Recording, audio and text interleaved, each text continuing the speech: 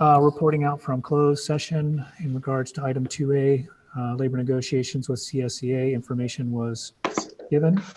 Item 2B, in regards to negotiations with SMEA, information was given. And then item 2C, contract was shared. Do the Pledge of Allegiance. No big fat Greek weddings. Thank you. I pledge allegiance to the flag of the United States of America and to the republic for which it stands, one nation, under God, indivisible, with liberty and justice for all. Stood up too.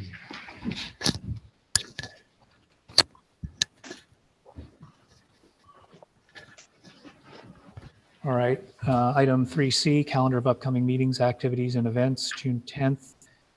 Mr. Ontiveros, did you want to address the board meeting for June? Yes, I would like to. Let me unmute myself. You need to unmute. Got it. There you go. I need to address this issue because when we adopted the calendar back in December for the 2020 year, one of the requirements for approval of the LCAP, the Local Control Accountability Plan, and the annual budget was that there was a public hearing held separate from the date upon which each was approved. With the executive order from the governor and the subsequent legislation, that requirement has been waived.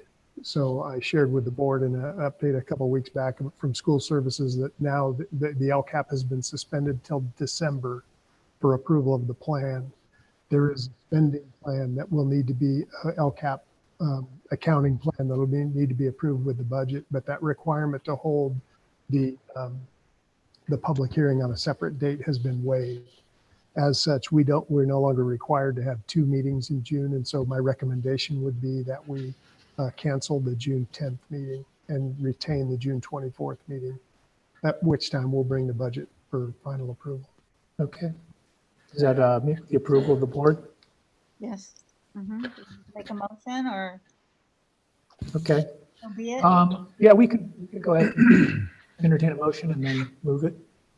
Okay, I'll make the motion that we cancel the June 10th board meeting and resume with the June 24th regular board meeting. I second. That.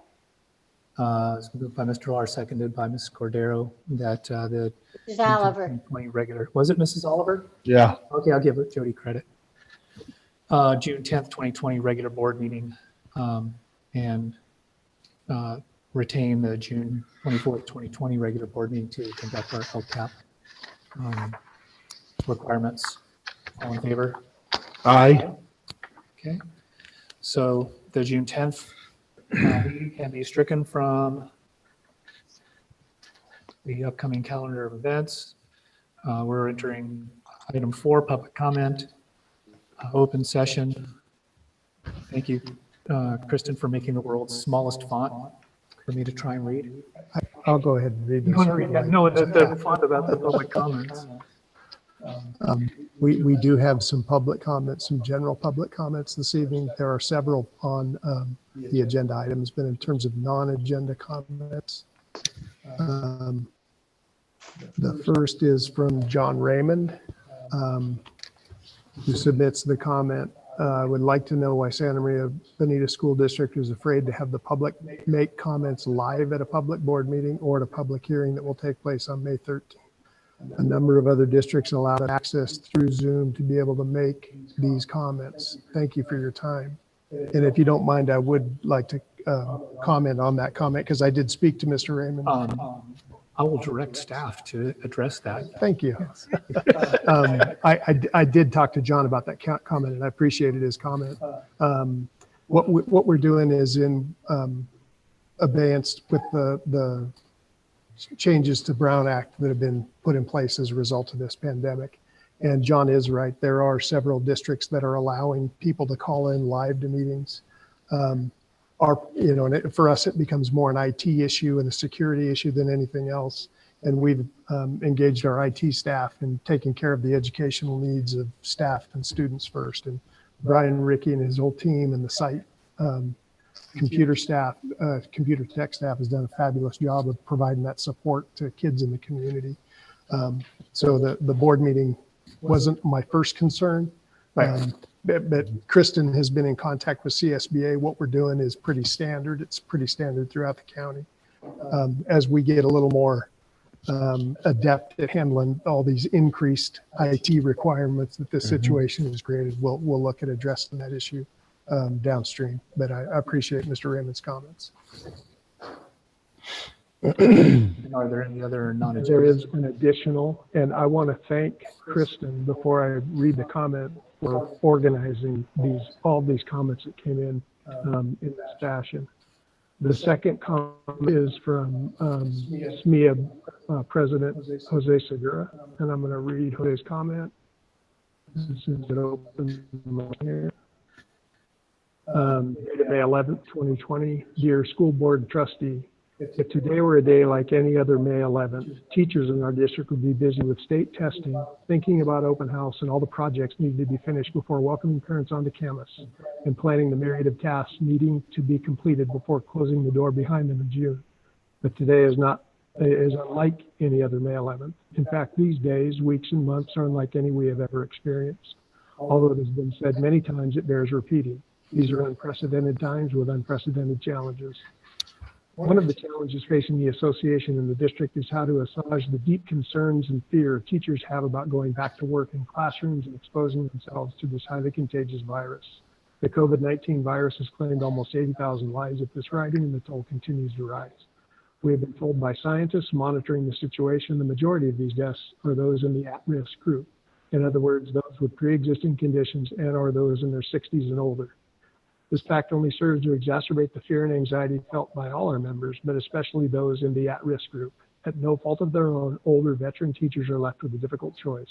One, go back to work and put their lives at risk caring for their students, or two, be forced to retire now and suffer the financial consequences for the rest of their lives in the form of lessened retirement income. Our association hopes you and all district decision makers share in our sense of moral imperative to protect those workers who are most at risk. Therefore, we'd like to suggest the district offer a buyout as a third and most choice for our veteran members.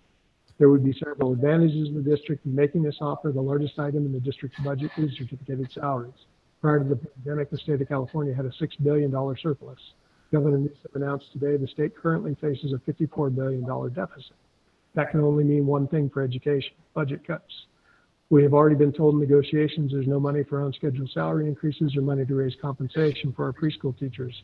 One way the district can reduce costs is to decrease the number of teachers at the upper end of the salary schedule. Generally speaking, the on-schedule cost of salary for one veteran teacher is equal to the starting salary of 2 beginning teachers. A buyout decreases the number of veteran teachers, freeing up those dollars and increasing dollars available in the general fund. Student learning success is our business. With school closures, teachers have been asked to meet the challenge by providing distance learning virtually via the internet. The majority of teachers have done a magnificent job to varying degrees, rising to the challenge of providing meaningful learning opportunities for their students, and much of this done with very little training. We don't think you'll be surprised to learn that for many of our older members, this transition to virtual learning has been met with a sense of trepidation. It is a difficult challenge to make when you've been doing things one way for many years. A buyout would allow the district to replace veteran teachers with younger teachers who possess the technological skills to meet this new challenge. Finally, the health concerns here are real and serious, and felt even more so by our veteran teachers. We are not police or fire. We do not get ready for work each morning with the knowledge we are risking our lives and the future of our families. We ask you to offer a buyout and provide our teachers with a third choice, a reasonable choice, one that avoids the moral liability of putting those most at risk in harm's way, and creates a stable and predictable future for not only them, but our students and district as well. Sincerely, SMEA Executive Board, Jose Segura, President, Kristen Lord, First Vice President, Michael Schaefer, Second Vice President, Marissa Philly, Third Vice President, Jose Rodriguez, Secretary, and Mark S. Jones, Treasurer. That concludes the non-agenda public comments. All right, we'll move on to item 5, approval of agenda. Mr. Monteveros, I believe you had a change you wanted to make? Yes, I do have a change I'd like to propose to the board. In item 7 under action items, we have item J, which is the budget study session, which isn't really an action item. It's just information. What I would propose is that we move item J into section 8 and make it 8B for discussion. We need a motion. So we can, so the amendment would be moving item 7J to discussion as newly created item 8B. Correct. Do we have a motion to do so? I'll make a motion to approve to move item J7 to 8B. I'll second that. All right, so Mr. Lara moves and Mrs. Cordero seconds the approval of the agenda as amended, moving item 7J to item 8B. All in favor? John, Aye. Okay. Consent agenda, item 6.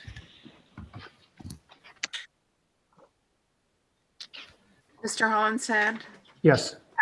I will move to approve the agenda presented.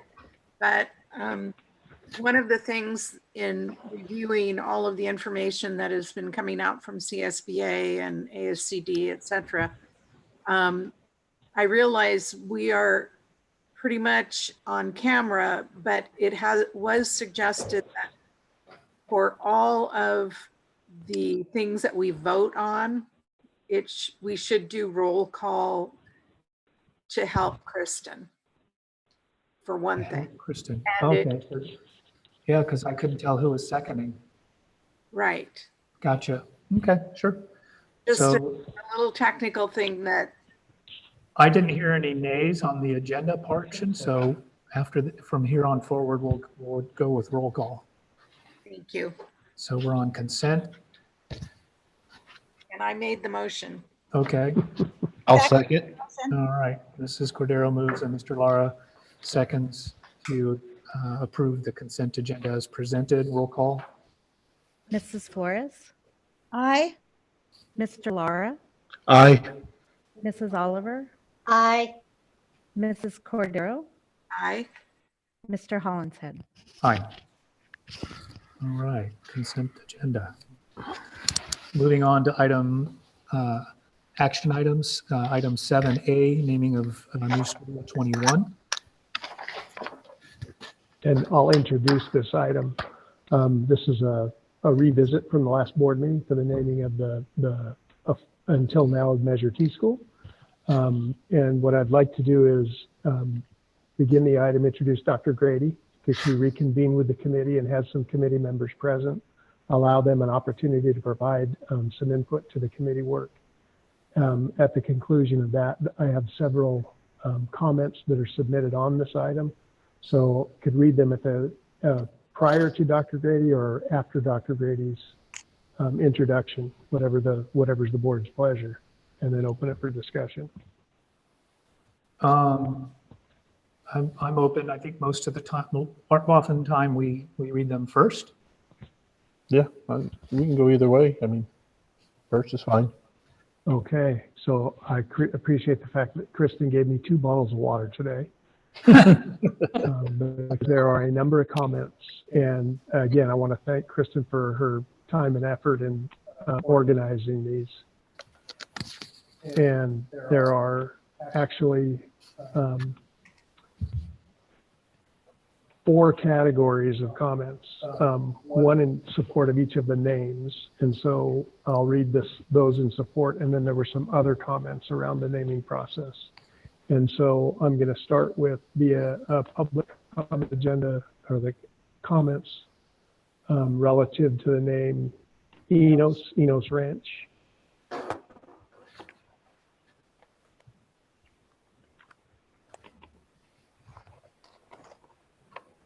And this comment is from, apologize, I left the name out. From Charlotte Branquino, who's a 3rd grade teacher at Los Olivos Elementary School.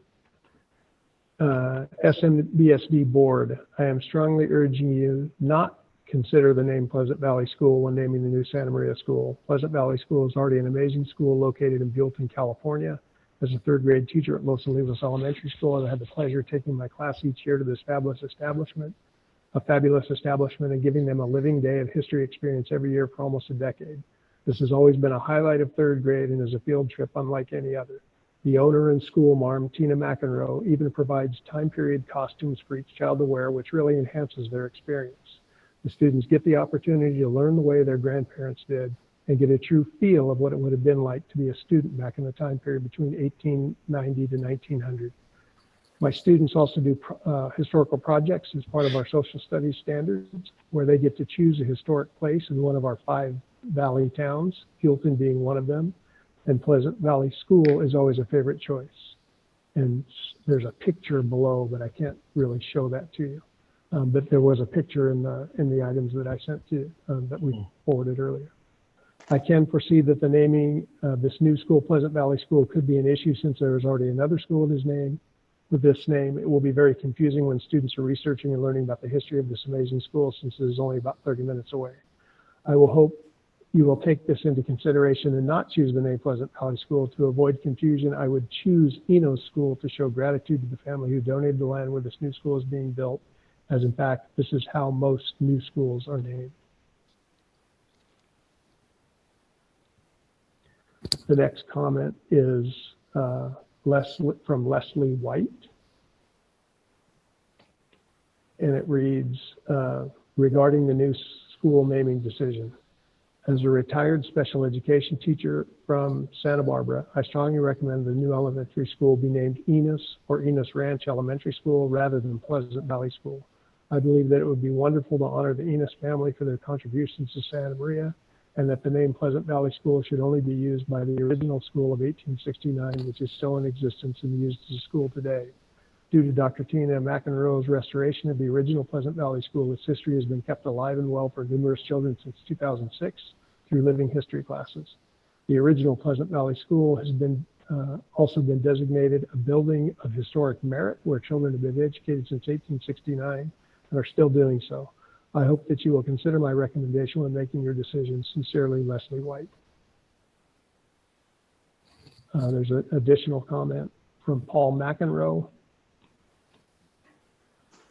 I strongly urge you not to name the new school Pleasant Valley School. The current site of the original Pleasant Valley School, which still uses that name, is less than 30 minutes down Highway 101. For more than a decade, thousands of Santa Barbara County public and private elementary school students have experienced what many have called the best day of their life attending a Pleasant Valley School Living History Day, in which they receive a full day of instruction incorporating their own spelling, words, and arithmetic problems, and taught by education specialist Tina McEnroe and with their own teacher in attendance. Look up pleasantvalley.schoolhouse.com in parentheses. During the summers, Fun in the Sun kids from United Way and other inner city groups visit Pleasant Valley School. No one ever pays anything for the Living History Days or use of the school. If you were to also name the new school Pleasant Valley School, there would be constant confusion with 2 schools in the same county sharing the same name. This would include mail going to the wrong place, prospective parents unintentionally being misled, invoices and charge accounts at various businesses sending their bills to the wrong school. We invested a great deal of money and effort into saving the school from the bulldozer. At the time, there was no funding to keep the dilapidated shell of the school in Santa Maria at its sites near the rodeo, as its site near the rodeo grounds had been sold, as well as completely and authentically restoring it.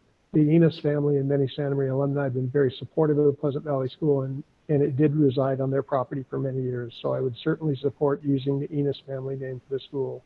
Thanks very much for your consideration.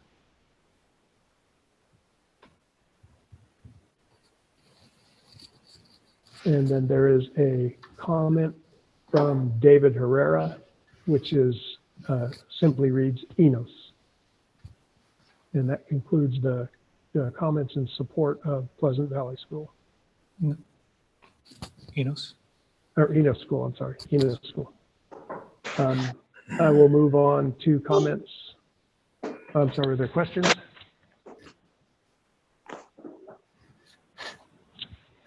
No.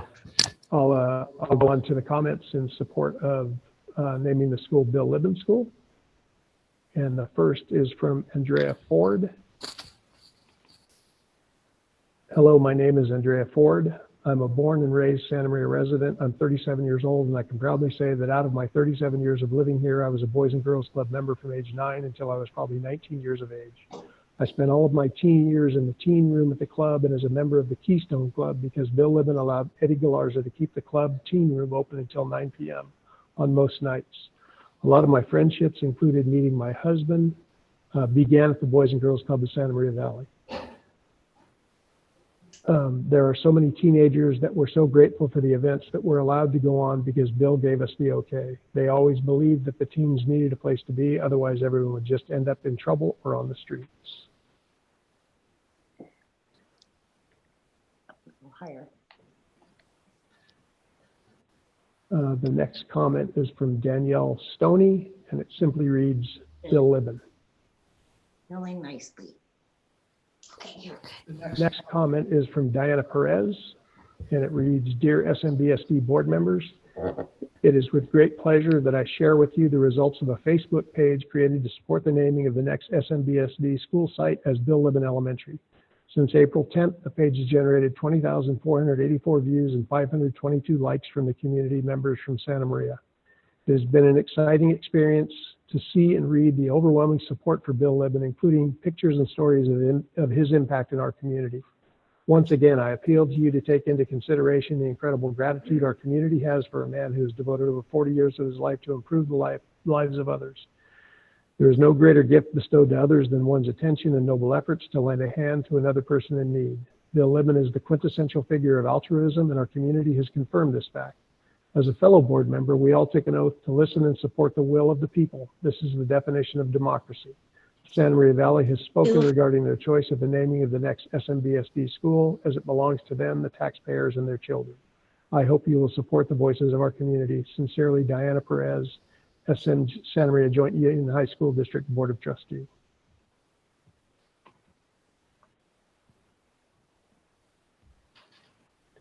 The next comment is from Adon Flores. The naming of the new school should be named Bill Libin Elementary. Mr. Libin has been a role model for thousands of children in the community. His hard work and dedication is something to be admired. He is definitely the best choice. The next comment is from Samantha Valdivia. He may seem like an average human being, but he is a lot more than that. My grandpa, Bill Libin, has been a positive role model for both his family and this community. While growing up, not only have I learned to admire for all that he has done for his family, but also for all that he does for those around him. As an appreciation from my family, and most importantly, the community, I support the new Santa Maria Elementary School being named after my grandpa, Bill Libin. The next comment is from Rosemary Garcia. This letter is in regards to the naming of the new elementary school in Santa Maria Valley. My name is Rosemary Garcia. I am one of 7 of William Libin's children. You have already received a letter from my oldest sister, but I wanted to shed my input on this as well. My journey to becoming one of Bill's children was a lot different than my older sister. I met Bill, I lost track, in 1989. I was 7 years old when he came into my life. I liked him from the beginning. He was always very kind to my sister and I, and shortly after joining the club, I was dubbed his shadow. Wherever he went, I went. At the time, I was lacking a father figure in my life, and even though he was a father figure to hundreds of other kids, he always had the time to talk or play sports with all of us kids. Shortly after joining the Boys and Girls Club, my mother, Anna, and him started dating. Fast forward to the present, they've been married for over 20 years. It wasn't easy being a stepchild, but Bill stepped up and raised my sister and I like we were his. He clothed us, fed us, supported us. He was always there for us. Being in his life has brought us so much joy. I am blessed to have step siblings that I consider to be my own. Bill has brought us all together to make this amazing blended family. It takes an incredible person to be able to accept children that are not theirs. Even though he may not be my biological father, he is better than anything I could have ever hoped for. When you think about Bill Libin, you think about the community. He is the epitome of what a good man is. He is someone you can count on for anything. He has helped make me into the person I am today. Without him, I don't know how my life would have turned out. He has always made me feel like I was born as one of his daughters. He loves his children and the children of Santa Maria as if they were his own. Not only do I respect the man he is today, but I also chose to carry on his name in my son. My son, William, has autism and is nonverbal. The bond that he shares with his papa is magical. I've never seen someone love a child as much as he does my son. The patience and love he has for him is a blessing. Bill deserves to have the school named after him. I honestly couldn't name a single other person who is more deserving of this honor. And the community of Santa Maria agrees with this as well. Please take into consideration the amount of people in the community who are supporting Bill during this time. You will not find another person who is as humble as my dad. He would not tell you he deserves this honor, but I will. He deserves to have his legacy live on in the city of Santa Maria forever. Thank you.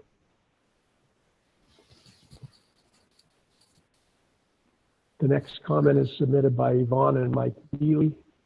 The naming of our school number 21. We would like the board to consider naming our new school number 21, Bill Libin Elementary. We could not think of a more worthy person of the honor. We have known Bill for many years and have seen him to be a true example of a community leader in Santa Maria. There are so many youth in our community that have better lives today because of what Bill has given of himself. Bill has made the youth of our community a priority, always seeking out ways to assist in bettering their lives. A man of such character is right choice to have school number 21 named after him. We believe it would mean so much more to our community to have school number 21 named Bill Libin Elementary, representing someone in our community that has given so much to elementary students.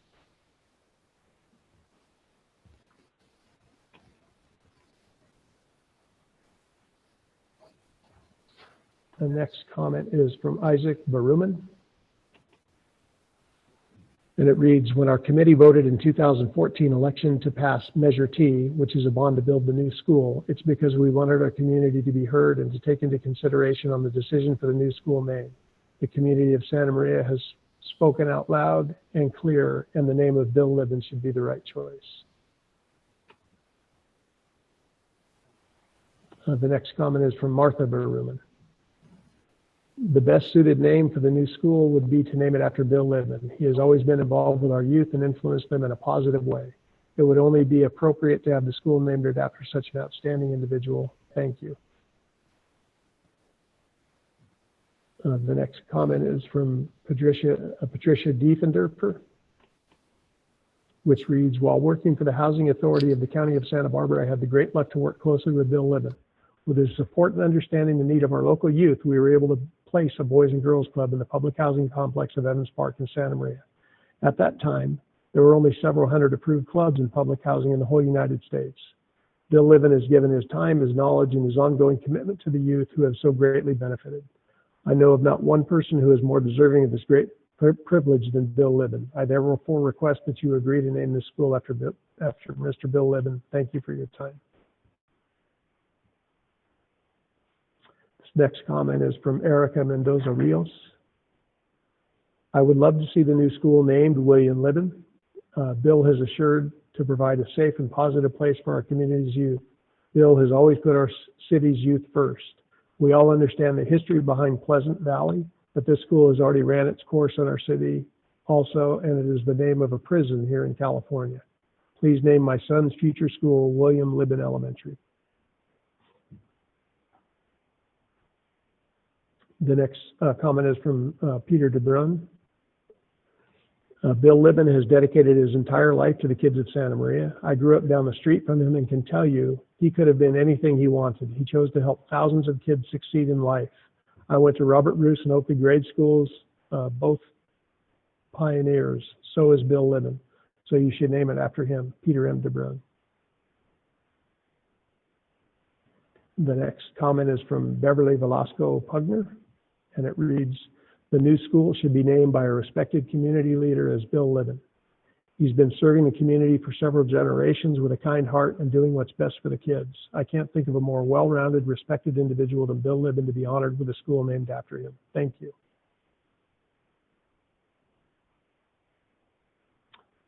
And the next comment is from Iran Nieves. Everyone from kids, grandparents, and leaders of the community knew Bill in Santa Maria. He gave his heart and 40 years of his life to every kid who walked through the doors of the Boys and Girls Club in Santa Maria. I have a little story to share about Bill. First time I walked through them doors at Santa Maria Boys and Girls Club. So I lost my cell.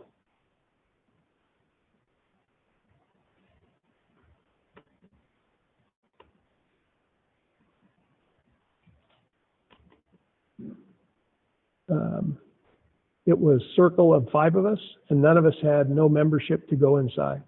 Bill came out of the club and seen us chilling out in the front. We were all between 8 to 10 years old. He asked us why we didn't go inside, and I said my mom didn't have the money to pay for me. Others responded with the same answer. He told us to hold up. After a few minutes, Bill came back with trash bags and said, pick up trash and I'll see what I can do. We literally walked around the entire building to find anything to fill our bags. Back then, the eucalyptus trees were there with the bare field. It must have been around 1986 or 87.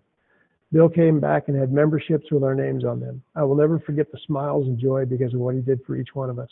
I wanted to say thank you, Bill Libben. I hope they name the school after you.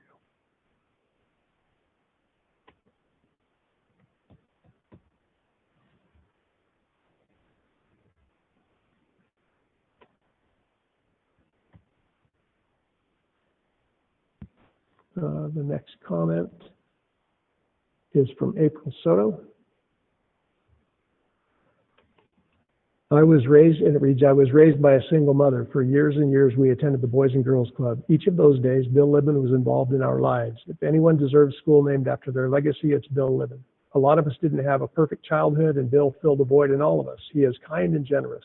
The world deserves 1 million Bill Libbens, and we deserve a school named after him that we can tell our children how we know him and what a huge impact one man made in the community.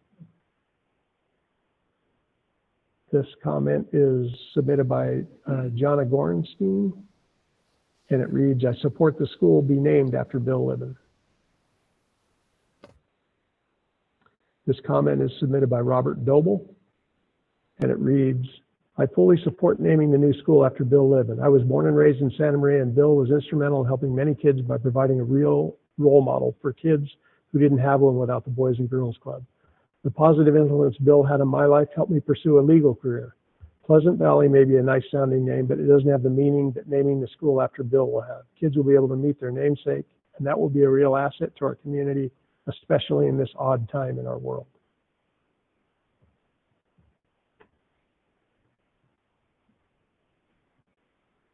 This comment is submitted by Lupe Downing. I remember Bill Libben when I was in the 4th grade. Bill was a recreation leader. He stood out in my memory, still at my age of 60 years old.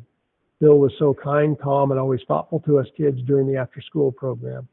Through the year, I heard he continued his career with kids. He has the gift of caring. It would be an amazing reminder if Bill Libben is named for the elementary school. Next comment is from Michael Ostini.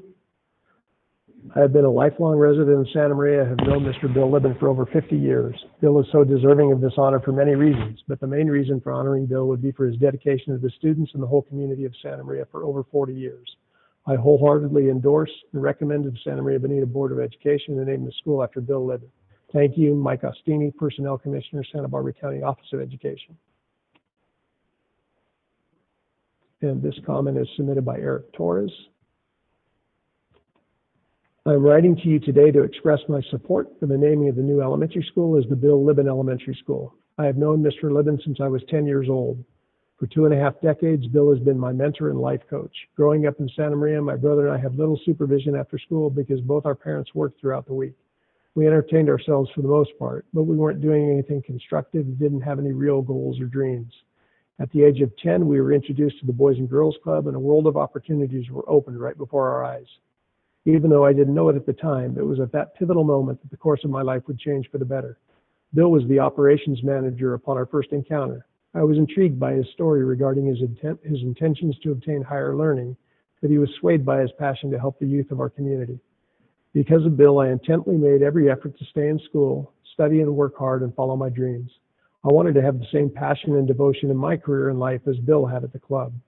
Through in-house leadership groups that Bill helped to model, I was able to make a great core group of friends of whom I still keep in contact today. I was also able to develop strong leadership skills and abilities. It was through these organizations that I found out the importance of giving back to the community. I did so by dedicating my time and efforts to other organizations such as the Kiwanis Club and clubs like the Future Business Leaders of America and the Associated Student Body. I also had the privilege to work for Bill through my own merit as a recreation leader at the club on the railroad and then as one of the first rec leaders at the Evans Park unit. Bill has groomed numerous boys of the community into strong, hardworking contributors, many of which still reside and contribute to the community to this day.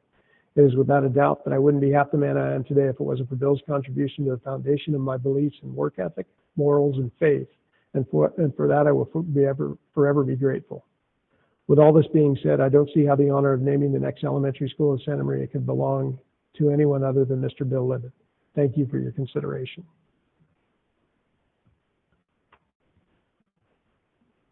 And that concludes the comments submitted on behalf of Bill Libben.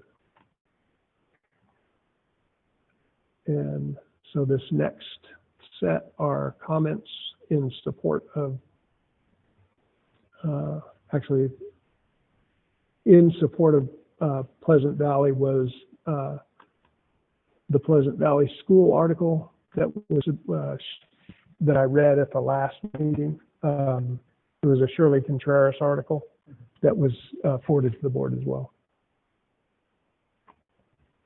So that was the only submission. It was an article was submitted by Bill Shipsey that I read at the last board meeting. And then there are some other comments submitted on this item. The first is submitted by Teresa Riley, a curator of education in the San Ynez Valley Historical Museum. It says, Santa Maria Bonita School District meeting of May 13th, 2020, public comment on item 7A, naming of new Santa Maria School. Dear Santa Maria Bonita School District board members, as a retired elementary teacher and current curator of education for the San Ynez Valley Historical Museum, I would like to recommend against the naming of the new Santa Maria Bonita School as Pleasant Valley School for the simple reason that there is already a school by that name.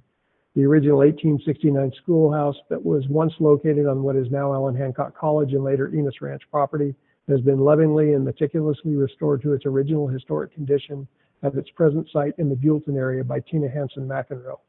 I've had the pleasure of witnessing elementary students engaged in the one-room, historically accurate experience of multi-level teaching in their study of California history. The preservation and celebration of our rich and diverse history is an important component of education, and the existing Pleasant Valley School has done much to accomplish one facet of that history. In keeping with the Santa Maria Bonita tradition of naming elementary schools after prominent Santa Maria individuals and families, it makes more sense to honor either Enos Ranch, Joseph Enos, or Bill Libin in the naming of the new school. Respectfully submitted, Teresa Riley. And then there's an additional submission from Brian Stenfers, which reads, Dear Board of Directors, I am writing you in my professional capacity as Executive Director of the San Ynez Valley Historical Museum and Parks Janeway House in regard to the naming of your new elementary school. I recognize and respect the historical and forward-looking thinking that such a decision requires. I see the naming of the school and the process by which you will be selecting it as a living lesson in how history is brought to life by thoughtful deliberation. Future students enrolled in the school have a primer in how communities evolve and change over time and how people, ideas, and industries, including ranching, evolve and exemplify those changes.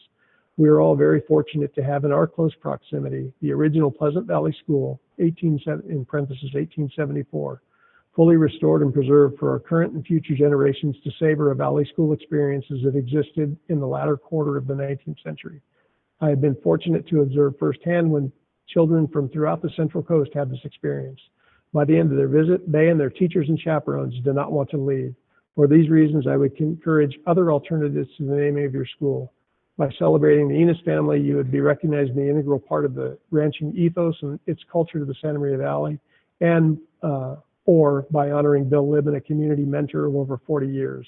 You will pay tribute to a person who, through his everyday endeavors as director of the Boys and Girls Club, influenced and shaped thousands of lives in the Santa Maria Valley. Best wishes in your deliberations. And then finally, I have a letter that was actually submitted after the last board meeting by Tina McEnroe for the board's consideration as well. It says, thank you for asking me to express my thoughts to you and the Santa Maria Bonita School Board regarding the naming of the new Santa Maria Elementary School. I appreciate that the Santa Maria Bonita School Board has suggested using the name Pleasant Valley School for the district's new school. What a wonderful gesture in order to preserve the wonderful history of the area in North Santa Barbara County. However, with that said, I would like to point out most respectfully that history has already been preserved since 2006, when my husband and I purchased, saved from demolition, moved, and restored back to the turn of the century, the 1869 one-room Pleasant Valley Schoolhouse, now designated a Santa Barbara County Building of Historic Merit. There is also a possibility that a national news program will be showcasing it. Named Pleasant Valley School in 1874, this American icon is still in use as a very special school where Living History Day field trips have thrilled thousands of children grades 1st through 8th for well over a decade now, and sits on a hill just down the road from Santa Maria and the Santa Ynez Valley. Children never forget the magic of walking the hill dressed in authentic costumes to start their school day as the old school marm, me, that's Tina, rings the original bell donated by the Enos family, writing on an antique slate board to solve arithmetic problems, and reading from the 1900 McGuffey readers to discover how their modern literature books compare and contrast to these collectibles. Please visit my website to read more about our return to history and my educational immersion program I developed for our county students, showcased on former Superintendent Bill Cerrone's various television programs. Yes, adventures are exciting at the old schoolhouse, and I have written 2 of these stories and published children's books in the past few years. I would be happy to share these books with you and donate many of them to your district if you wish. As a passionate education specialist, I felt so grateful and honored to be able not only to preserve the legacy and history of Pleasant Valley Schoolhouse, but to have also met some very extraordinary former students who became my friends and whom attended the school in the 1920s and 30s. Their special memories of the old schoolhouse, teachers, and experiences were recorded for perpetuity in an oral history format during the numerous visits to their beloved Pleasant Valley School. It is my hope that this information will prove insightful as you continue your discussion and vote on the naming of your district's new elementary school. I sincerely appreciate the opportunity given me to express some facts that might have otherwise not been transparent with the name Pleasant Valley School. In order to prevent confusion on many levels, it is my strong feeling that you consider not using the name Pleasant Valley for designation of the new school. Please come visit us and consider using this historical place for a future board meeting. Respectfully yours, Tina McEnroe, Pleasant Valley School, 1869. And that concludes the comments. We now know where the bell is. We know where the bell is. That was a question last time. All right. So without further ado, much of what would be shared by Dr. Grady, I think, has somewhat come to light. But if Dr. Grady, if you could just briefly review the committee's process and the 3 nominees and how you guys deliberated and arrived at those. Sure. I don't have a presentation at this time since it's an item that's returning. However, No problem. I do want to share that I've got a couple committee members that have Zoomed in with us today, and they're available. We had a Zoom committee meeting last the 13th. No, that's today. Last week. I don't remember. When you're retired, you don't know the dates. So last week. Temporal Yes. disintegration, he called it. Exactly. So they are here today. Should the board have any clarifying questions or anything for them? And that's why they're present today. And their names are? We've got Nora Vargas here. We've got Summer Long here.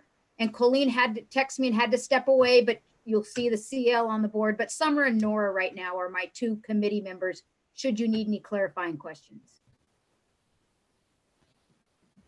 For me, the main question, and I think I alluded to this with you, Dr. Grady, last year in our discussion, or last week in our last meeting in our discussion, was how the board policy with regards to naming was interpreted as far as the Enos Ranch name came up, because from a historical perspective, that land was or the land is where Enos Ranch once was.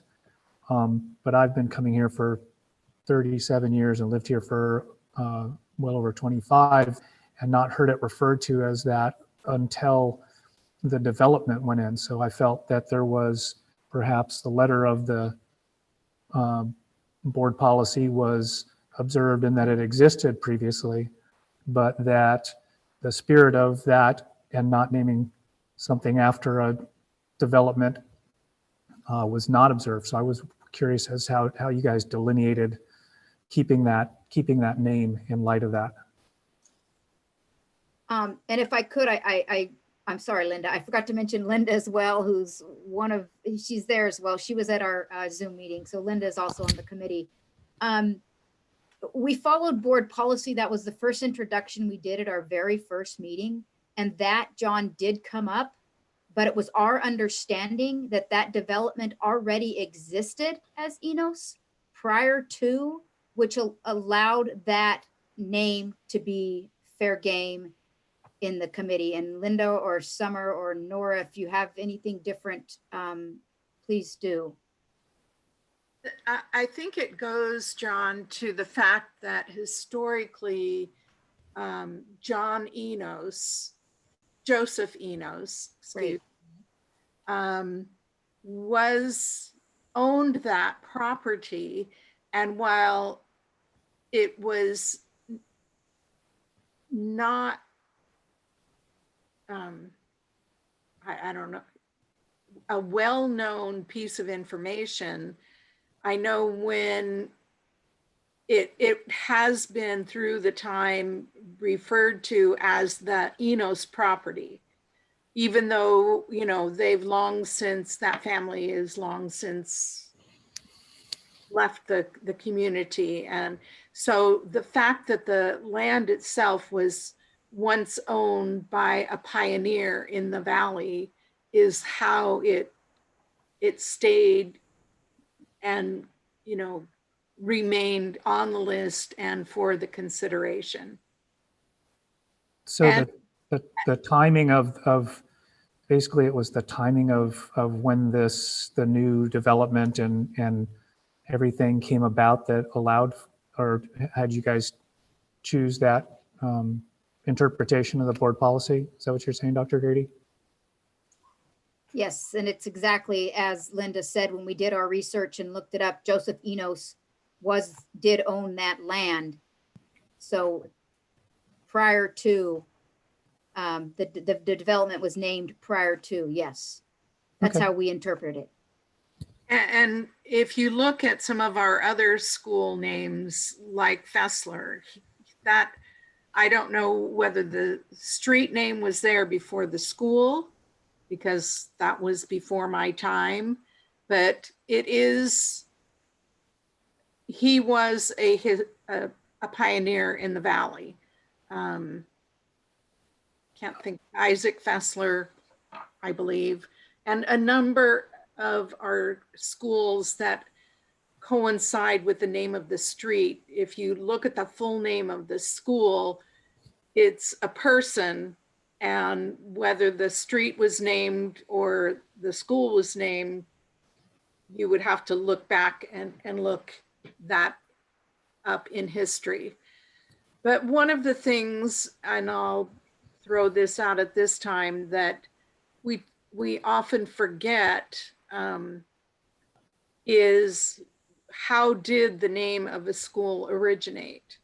And probably, as having been an educator in Santa Maria, it is very often overlooked as any piece of information or anything that is shared with the students that are currently attending those schools. So I know when Ontiveros School opened, it was a very big deal that it was representing a pioneer family in our community. And we established some traditions at the school. And, you know, I know we had a 10-year celebration and a 20-year celebration, and I think a 30-year celebration coming up.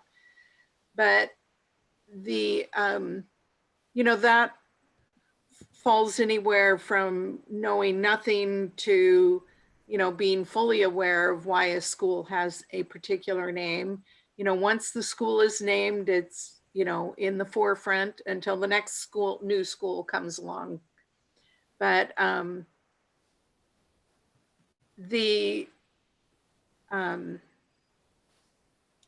fact that the original school was removed from the area and still holds the name Pleasant Valley is, I think, a very mitigating piece of information. And obviously, you know, there are a number of folks in the valley and in the county that feel that it would be inappropriate for us to name the school Pleasant Valley. And I understand that, and I respect that, and I get it. What kind of rankles me is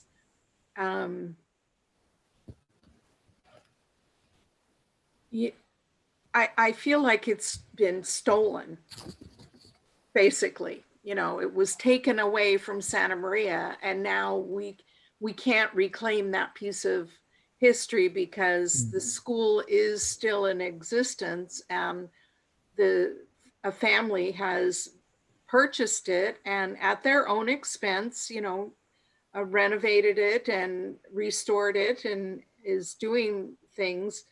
But I asked Maggie to check to see if any of our classes have gone on on the field trip that is apparently available. And she was kind enough to take the time to go back through field trip requests over 3 years, and none of our kids have the opportunity for that experience.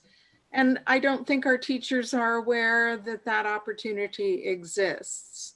So, you know, my heart, you know, this is a once in a lifetime opportunity to affix, you know, something to that school that would be representative of the community historically.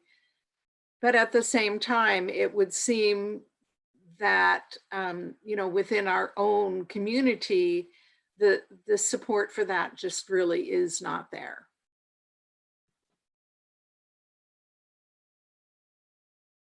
Got to unmute. Sorry, Mike. I can't make my phone stop making noise, and my son keeps texting me. He knows where I am. These kids today. Okay. So anyway, thank you, Dr. Grady. I didn't want to put you on the spot to make presentation number 2, and I think, you know, we're very well aware, especially from Mr. Libben's, the remarks regarding Mr. Libben about his history, about the history of Pleasant Valley. I think obviously from what I've said, people know my particular feelings about Enos, but we also know what the considerations of the committee are. And Ms. Long and Ms. Vargas, thank you for joining us. We certainly appreciate your deliberation and thoughts in regards to this whole naming process. It was a little smoother last time, and perhaps just because the nominees were all people. And so I think, you know, for me, I certainly wanted to thank the folks who sent in their public comments. I share Mr. Libben's children's worship of my father. I know we all, if we're lucky, one of our parents or both of our parents are our heroes. And so I fully understand their adoration and admiration for their father. I want to assure the public that part of the reason we're back here is that we're trying to make this a responsible and measured and equitable process. And for all the nominees, we take into consideration all the information that you guys have provided us as a committee, and then certainly those public comments that we heard. Some of them I'm just hearing for the first time because none were sent, or only a few were sent to my private or email with the district. All that being said, I think going back to the personal portion of it, and reflecting from the last process and this process, I feel like there are there is a need to go back and review the board policy. I'm going to agree to disagree that I think the Enos Ranch, because it's a development right now, and if we're going to confuse Pleasant Valley with a school that's down in San Ynez or Buellton, I can pretty much guarantee you that Enos Ranch is going to be associated with going to get food and hardware. So all that being said, and I think given all the thoughtful public comment and all your hard work, Dr. Grady, and the committee's hard work, that if there is a motion or somebody is prepared to make a motion or propose a question, then we can move forward. Yes, at this time, I would like the Board of Education, to recommend and select the name of the school to be William Bill Libben. I'll second. All right, it's been moved by Mrs. Flores, seconded by Mr. Lara, that the name of school number 21 be named in honor of or for William Bill Libben. Roll call. Mrs. Flores, Aye. Mr. Lara, Aye. Mrs. Oliver, She's muted. Oh, she's muted. There she goes. Mrs. Oliver, Aye. Mrs. Cordero, Aye. Mr. Hollinshead. Aye. Congratulations. Congratulations, Bill. Yeah, I'm just going to imagine if everybody was here. Everybody in there, you're getting a clap. That's a really big piece of the last one that's missing is seeing the family and those who are in support of it. So to all of you out there, we're just imagining we're seeing your faces and that, and we'll substitute Vita and maybe Ricky. Oh, my family right now, we can really get noisy for you. Yeah, no doubt. All right, thank you again. Ms. Before we leave this item, I just wanted to recognize our students that are on the committee. Oh, okay. They're with Nora, Nathan and Aaron Garcia. You'll see them there in Zoom. Hi, There are guys. 2 students that represented our committee. I just saw their Awesome, heads Nora, I pop didn't up and see 'em. I want them to be recognized. Where are you? Where are you? There you are. Yeah. Thank you, guys. Thank you for all your hard work. Really. What school do you guys go to? Oh, there we are. There's Nora. Oh, What school do you guys go to? You're muted. Jimenez. Jimenez? Yeah, well, I'll tell you what, that's real stuff right there. You guys are part of the governance process, starting early. Thank you. I Thank hear you. there's a great place in San Ynez you can go and view some more history too. We're gonna have to. Thank you. Awesome. All right, well, we can move on to item 7B, approval of Assistant Superintendent of Instructional Services contract. Mr. Ontiveros, or is that Ms. Beltran? No, this one is actually mine, and I remembered to unmute myself, so Yoo-hoo. I'm 1 for 2. I'm muted. As the board will recall, when Mark Muller announced his retirement back in the fall, we flew the position for Assistant Superintendent for Curriculum Instruction effective July 1st. Went through that process and selected Melissa Dutra, who's currently the Director of Teaching and Learning. We brought that recommendation to the board back in December and got approval. And then with the direction to bring the an employment contract back for approval. And I had provided Melissa with a copy of the contract shortly after the holidays, and we didn't really talk about it while we were working, and then the pandemic hit. And so last week we sat down and well, over Zoom, sat down and spent some time together and worked through. And so I'm asking that the board take action to approve the contract that has been negotiated with Mrs. Dutra, and then I would provide it to, upon approval, and have Mr. Hollinshead sign after the meeting tonight and get Melissa's signature to begin the position July 1st. All right, do we have a motion? I'll make the, Who is going? Linda?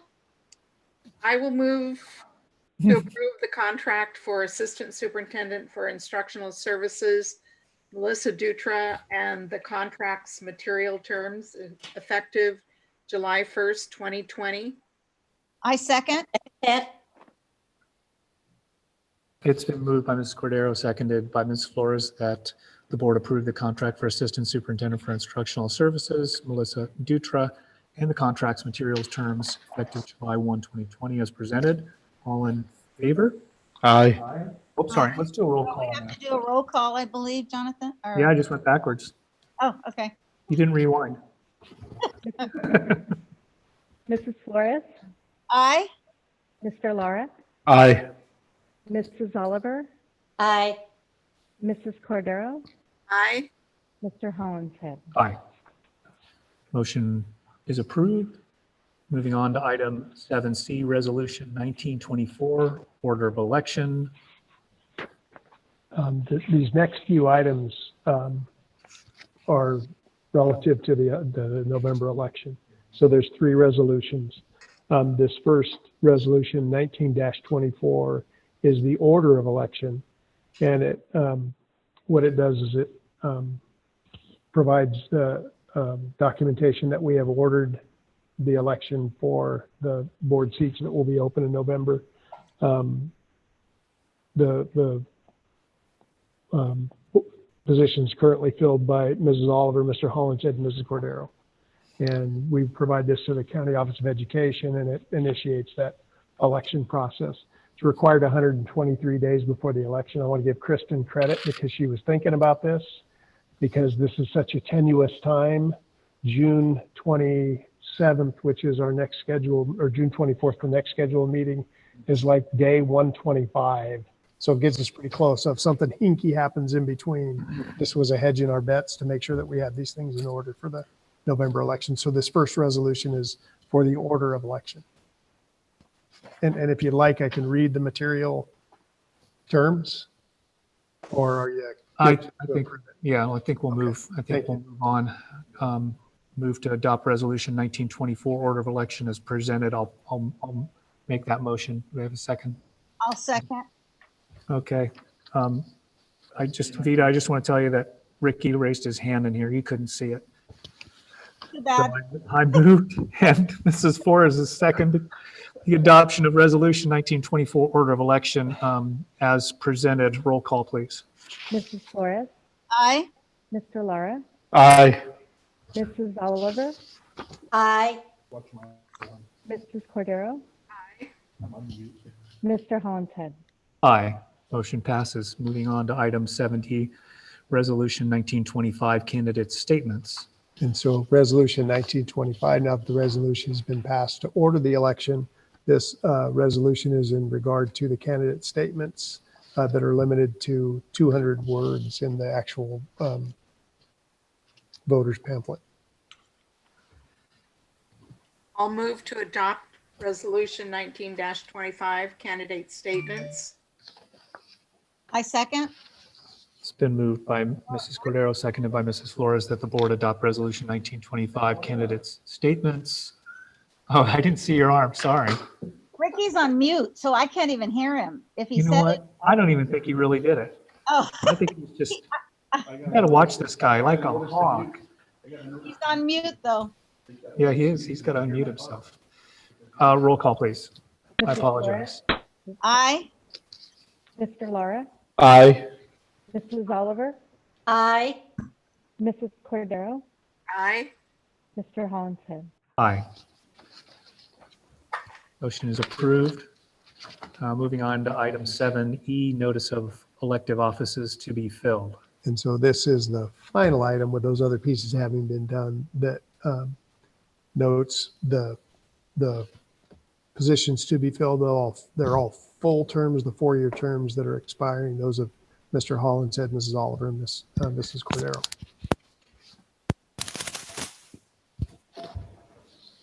I'll move to approve notice of elective offices to be filled. I'll second. Ms. Cordero moved and Mr. Lara seconded the approval of notice of elective offices to be filled as presented. Roll call. Mrs. Flores, Aye. Mr. Lara, Aye. Mrs. Oliver, Aye. Mrs. Cordero, Aye. Mr. Hollinshead. Aye.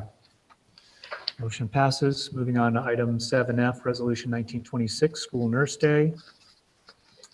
And I want to make a general statement relative. We got 4 resolutions in a row. This one is for School Nurse Day. The second one is for Classified School Employee Week.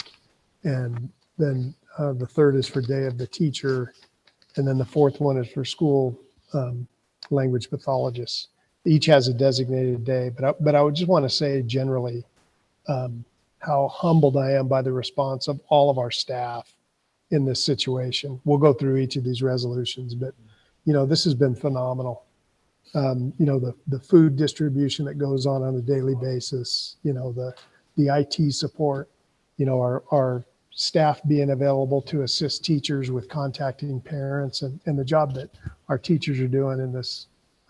I sent out an email last week for National Teacher Appreciation Day that I've really finally gotten good at spelling the word unprecedented, because I think I've used it 1,000 times in the last 8 weeks. I can spell it correctly almost every time now.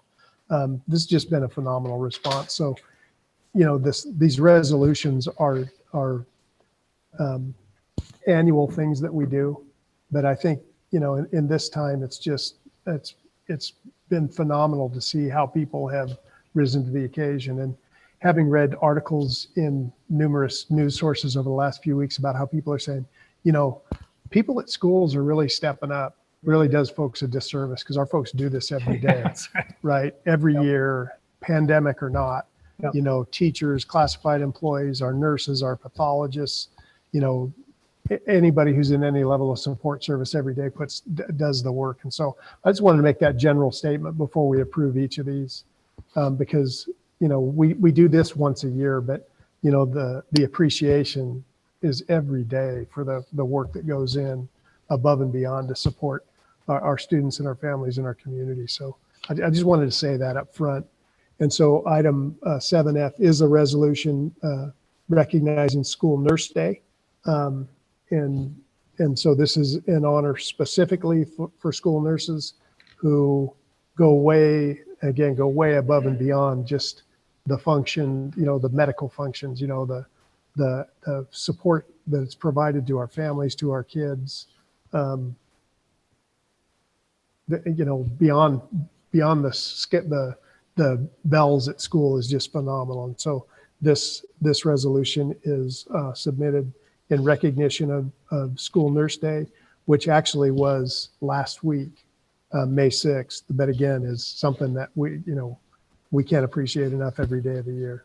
Agreed. And I think, at least from, I think the same thing holds true if you look at all the resolutions from the change that's going to occur, or the demands for change that are going to be continually put upon staff. And I think, that our nurses are going to be an integral part of, because of their healthcare expertise, about Amen. really working with everyone to understand and get a good feel for what the best practices are, once we get some, direction on timing and all those other things that need to coalesce.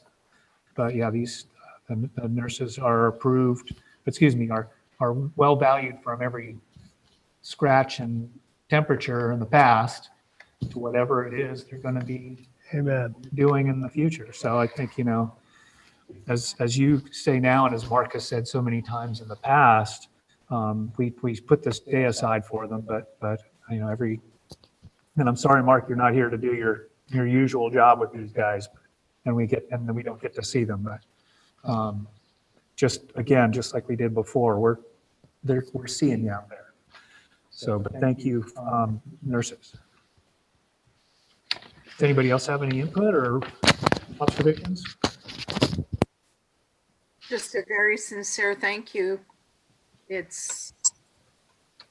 job was already required a lot, and the ante has certainly been upped for moving forward. So thank you to our healthcare professionals, as they are now being called. I agree. I recommend that the Board of Education adopt Resolution 1926, National School Nurse Day, as presented. I'll second. Been moved by Mrs. Flores, seconded by Mr. Lara, that the Board of Education adopt Resolution 1926, National School Nurse Day, as presented. Roll call, please. Mrs. Flores, Aye. Mr. Lara, Aye. Mrs. Oliver, Aye. Mrs. Cordero, Aye. Mr. Hollinshead. Aye. Motion passes. We're moving on to item 7G, Resolution 1927, Classified School Employees Appreciation Week. And so this resolution designates the week of May 18th as Classified School Employees Appreciation Week. And as I said before, it's it's 1 week, but we're grateful every day for the work that's done. And I'm looking at our IT crew and what their response has been, our food service crew that continues to provide lunches for our kids every day. It's just been a phenomenal response, but I'm not surprised because it happens every day. And so this resolution is in recognition of Classified School Employees Week, the week of May 18th to 23rd. Normally we would have the leadership of CSEA here because, of all this odd time, and we would have been attending the Strawberry Social, which I'm missing. But we will be making a contribution on behalf of the board in the amount of $400 to the CSEA Chapter 129 Scholarship Fund. Awesome. In addition to the resolution.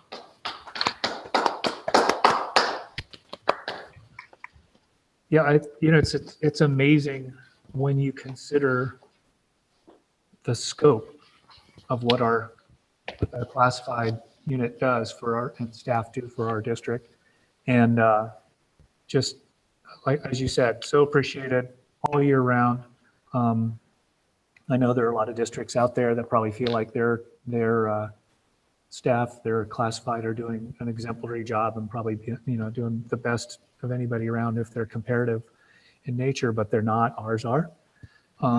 And I truly believe that because you can look and see what other folks are doing. And I really feel like we're at that leading edge. And like you said, Mr. Ontiveros, I think it'd be tough to delineate. I know our tech guys are here and they've done an amazing job, but it'd be tough to delineate who's more on the edge or leading things forward. Yeah, So much appreciate just all the big and little things that everybody's doing to keep us in good stead.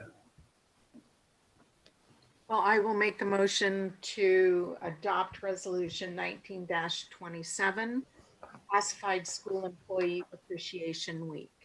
And I'll second that. It's been moved by Mrs. Cordero, seconded by Mrs. Oliver, that the board adopt resolution 1927, Classified School Employees Appreciation Week. Roll call, please. Mrs. Flores, Aye. Mr. Lara, Aye. Mrs. Oliver, Aye. Mrs. Cordero, Aye. Mr. Hollinshead. Aye. Motion passes. Moving on to item 7H, resolution 1928, Day of the Teacher. So this resolution recognizes the Day of the Teacher, which is today. That California Day of the Teacher, the National Day of the Teacher was last week. And the amazing thing is this year's theme, California Teachers Inspiring Generations, probably is never more applicable than it is now, because we're really, reinventing what we do almost every day to support the present and the futures of our students. And I'm impressed doesn't do justice. I'm humbled by the response of our teachers in outreach to students in, inventing and reinventing how we're delivering instruction. And I say that knowing that it's going to be this way in some way, shape, or form for an extended period of time. And so this resolution honors Day of the Teacher. We also will be submitting on behalf of the board a donation of $400 to SMEA in support of the scholarship fund as well.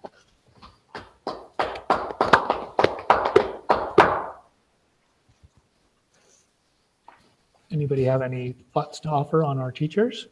I do have to say that I've had the good fortune, and that's in quotes, being taught how to invest, and so I am tutoring and helping the two grandchildren. So having the teachers on the other end has been really an amazing experience. God, they're doing what they are because they're preparing what I have to reinforce and or do repeat. But I feel like I'm a fly on a wall because I hear all the Zooms, I hear the interactions, I hear the study sessions, I hear the lessons. It's just been a real delightful experience seeing our district in action. I have a daughter who also teaches, and a lot of the children in her classroom are around my neighborhood. So my neighborhood mailbox area is a drop off for the yoga logs, the yoga data logs, or the course, because she has them running laps around the neighborhood safely, but they have these stations around the neighborhood that they have to take a picture with their phone. So it's been unbelievable the amount of work that has been going into the teaching of all of our children by all of our teachers. Truly amazing. Living in the PE neighborhood, huh? Yeah, I have Nice. it all, believe me. 7th grade curriculum, though, is going to kill me. Yeah, but you're not supposed to participate. You're supposed to observe. I'm Gee, supposed to reteach. I have a very active pre-teenage grandson. So sometimes we're on the basketball court going over the 8 parts of speech again. I think you can still pack him, Vita. Don't let him I don't let sure him as shoot heck over am you. going to try, let me tell you. Well, in my experience has been with my daughter as a kinder teacher and living in right down the street from Miller and having friends who teach there and elsewhere, and knowing that this change has, for us as well as we've done, it's been really, really hard on those guys. They're working And, hard. these people have an expertise at being able to walk in and get the feel for a class on any day with the body language and the mood and what have you, and go into their mode and know what's going to get done and have that great delivery and feel for what they're doing. It's the art of teaching, right? And so I feel like they're all expressing how much harder it is to do this work. I mean, they're really this is a different animal. I mean, and some obviously have more are more adept at aspects of it with the technology and distance portion of it. But man, oh man, the ones that aren't are doing they're doing their best as well. And I think it's pretty impressive to see. I've also read books for some of the classes, and I think all of us have done some of that. It's definitely a more complex issue than that. And at the kinder level, I know my daughter has delivered packets a couple of times or had a drive through or drive around, whatever it is, for trying to get packets safely to folks, and actually had kindergartners in her Zoom classroom. Mm-hmm.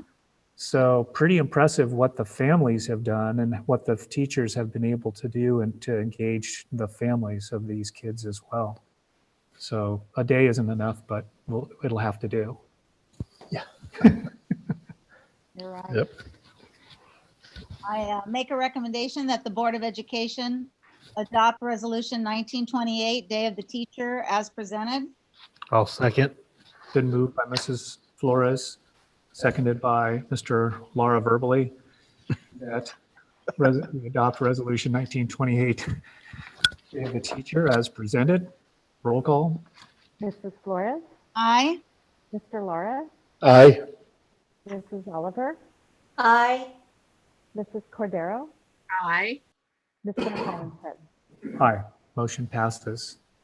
Moving on to item 7I, Resolution 1929, Speech Pathologist Day. And again, this is, one more part of that team that provides that 360-degree support for students and families. May's Better Hearing and Speech Month. So May 18th is School Speech Pathologist Day. And again, just every day, our speech pathologists are kind of like the Swiss Army knife in the school. I mean, involved in virtually every aspect. And that's not just as a clinician. It's as part of that team and providing support for our kids and families to build those communication skills that are critical. And so again, all of this recognizes May 18th as School Speech Pathologist Day. It's every day, just, a phenomenal effort in providing that ongoing support to our students, staff, and families. If I might, I think it must have been the coffee I had later or late this morning or something still kicking in, but I know I've been talking a lot, but if I might, as a physical therapist, I on occasion have had chance to interact with speech pathologists. And at current, I have a pediatric patient who is also receiving speech pathology. And I think, as you alluded to, Mr. Ontiveros, it's a very comprehensive and diverse aspect of rehabilitation and treatment in the hospital setting. When we're dealing with people with neurological disorders, the speech pathologists do a lot of the groundwork for setting up a person's entire day and function with a number of things, not just the speech aspect that you would think about. And that cognitive aspect is no less important or part of what they do with our kids. And I mentioned my patient for that reason, because it's an important part of my engaging the patient as well as the other folks that these professionals can impart. And I appreciate very much what they do.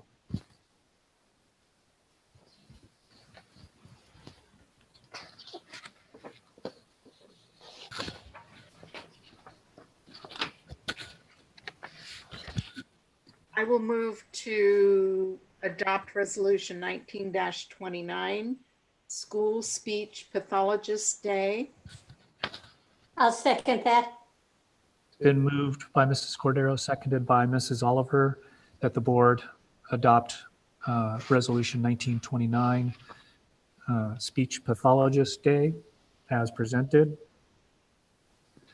Roll call, please. Mrs. Flores, Aye. Mr. Lara, Aye. Mrs. Oliver, Aye. Mrs. Cordero, Aye.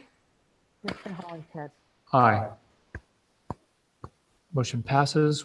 We are going to bypass item 7J as it has been moved into discussion, Right. and move on to item 7K, public hearing for the 2020-2021 Educational Protection Account, EPA. Public hearing. Closing public hearing.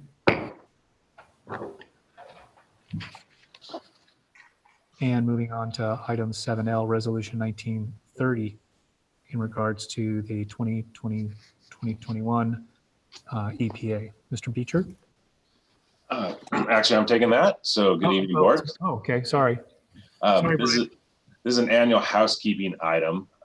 So back in 2012, Prop 30 was approved by voters to temporarily increase the the sales tax and the personal income tax for upper income taxpayers. So provision of that Prop 30 created in the state general fund an education protection account, so EPA, to receive and distribute revenues derived from this incremental increases in taxes. The district receives funds from the EPA based on our proportionate share of statewide revenue. A corresponding reduction is made to our LCFF revenue equal to our EPA entitlement. So basically these aren't new dollars. It just helps avoid significant cuts to our funding. The EPA funds simply reduce the amount of other state funding that schools receive. So as required by the EPA, estimated deposits and expenditures for 2020-21 are $26,463,318. All the expenditures are for instructional services and must not be spent on administrative costs. So that's what we have in budget. So in order to be able to collect the funds from the EPA, the district must have a public hearing and a resolution. So the sales tax piece did go away, but in 2016 we had Prop 55, which said, hey, increase the income tax rate through the year 2030. So as a result of Prop 30 and Prop 55, we have this EPA. And so in summary, the public hearing and the resolution for the EPA is presented and meets the requirements outlined in the California Constitution. Okay. Any questions or discussion?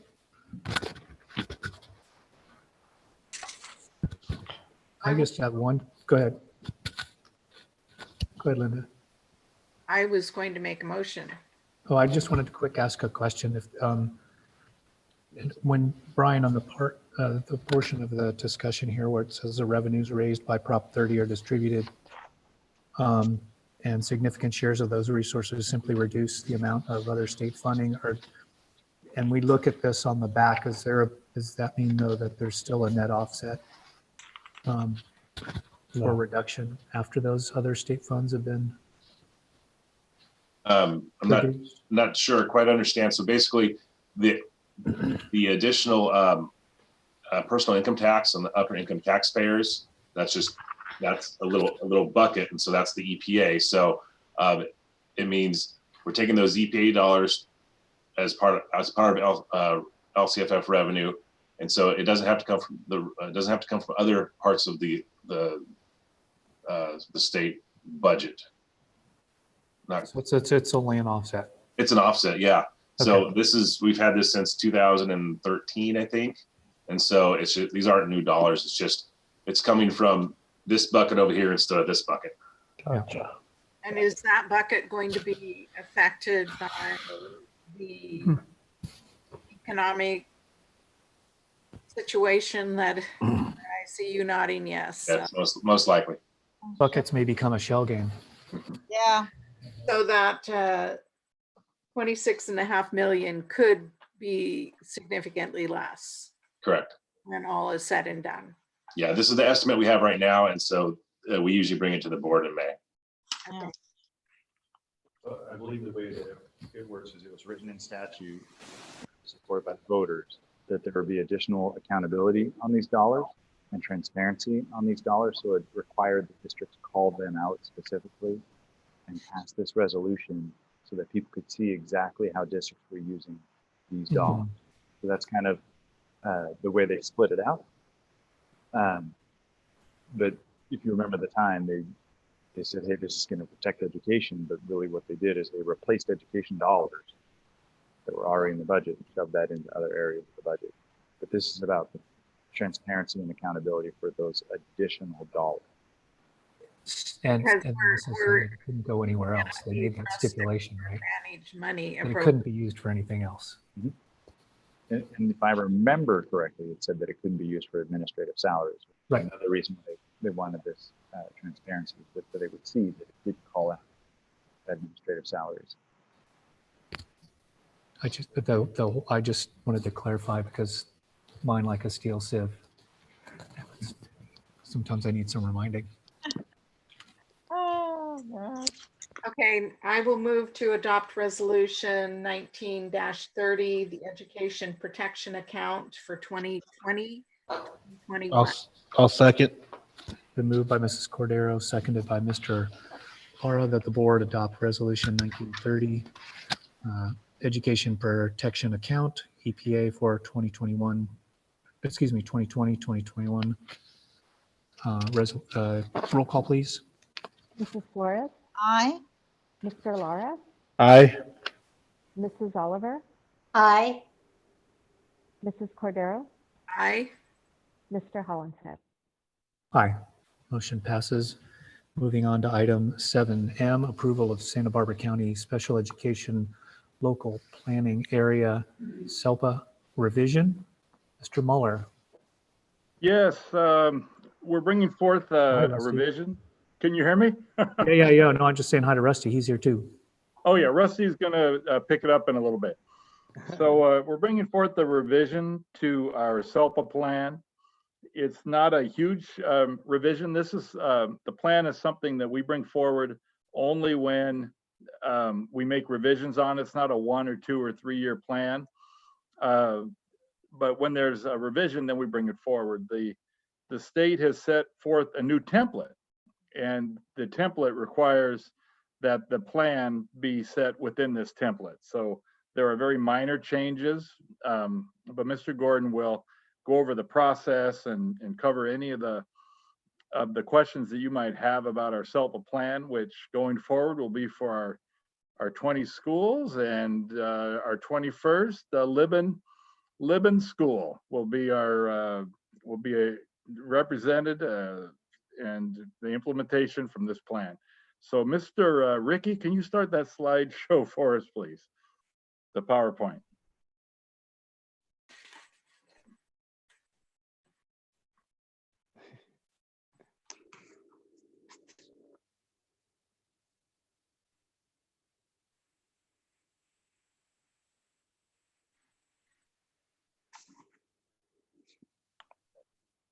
So here we are. Here we are. Okay, so this is our overview of our local plan for special education. Next slide, please. So the purpose of the plan is to make sure that we're providing all the services that the children need and that we are compliant with all federal and state codes and statutes. And we're a part of the Santa Barbara County SELPA. I'm going to turn this over now to our Director of Special Education. Thank you always for your dedication to our kids. It's Mr. Rusty Gordon. All right, Board and Superintendent Ontiveros, thank you very much. You go to the next slide. The development process of updating the local plan takes place in a couple of different arenas. And what we do is we put a committee together to go through it. The next slide will kind of show that process a little bit. And so what we had to do, the state wanted us to go into the new template.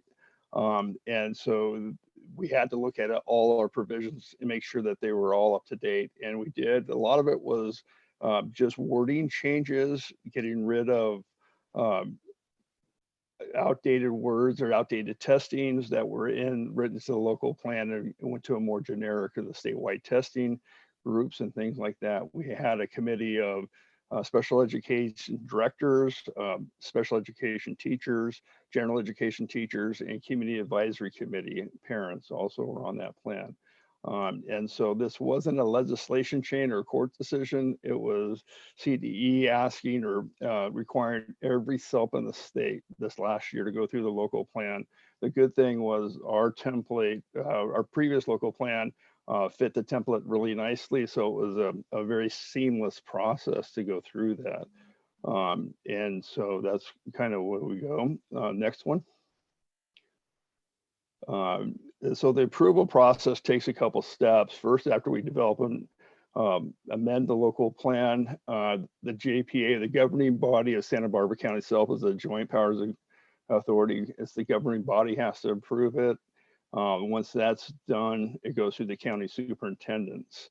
And the teacher or the CAC chairperson has to approve it. Then it comes back to every local education area agency in Santa Barbara County for board approval. And CDE had put that as a June 30th deadline to do that. So that's where we're bringing it forth at this process.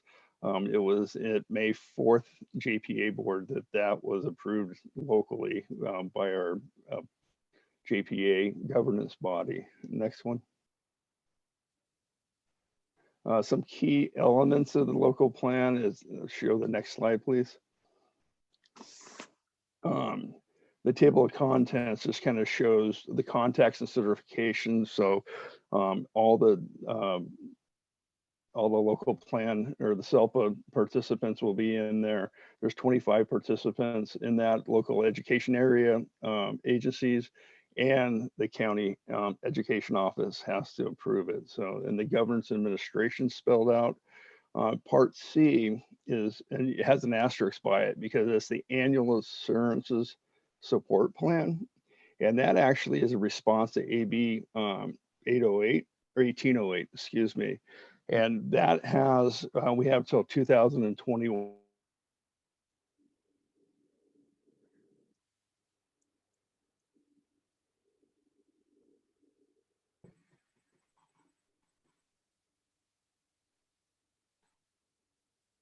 We haven't received guidance on how to do that, but it's going to make sure that we tie our local plan and services to students with special needs are considered in that local plan also.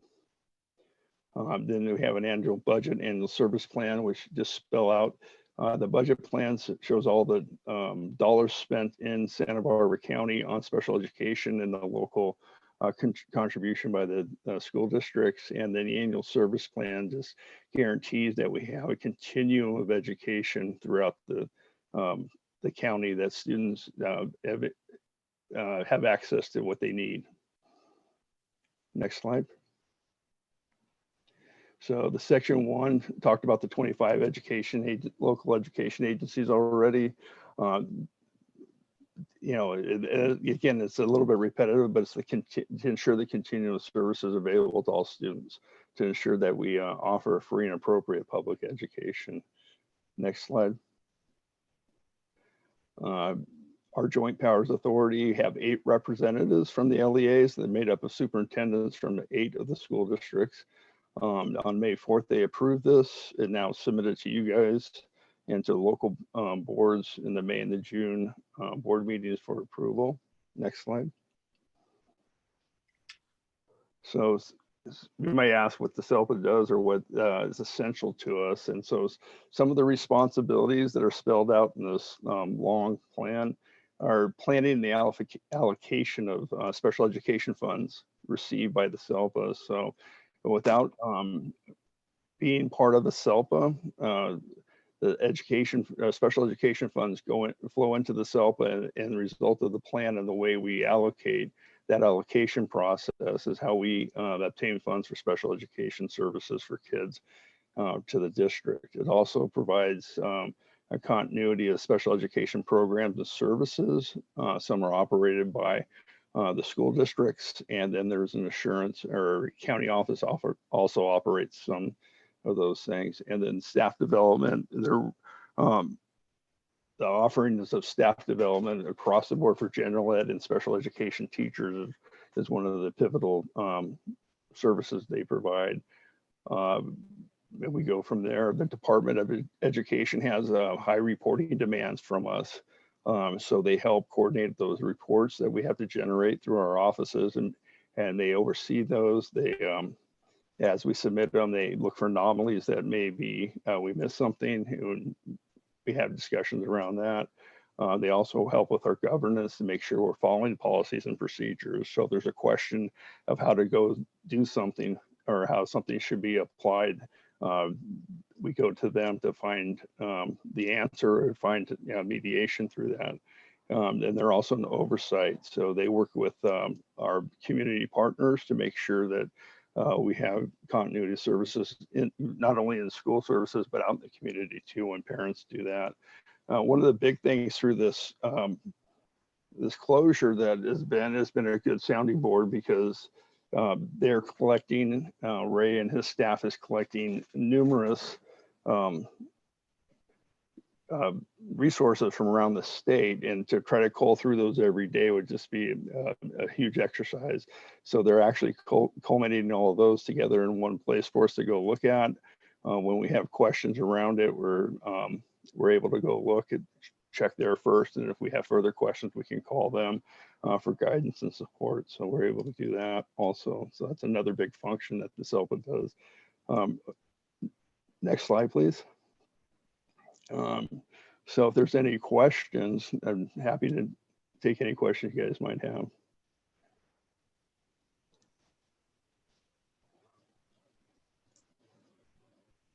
I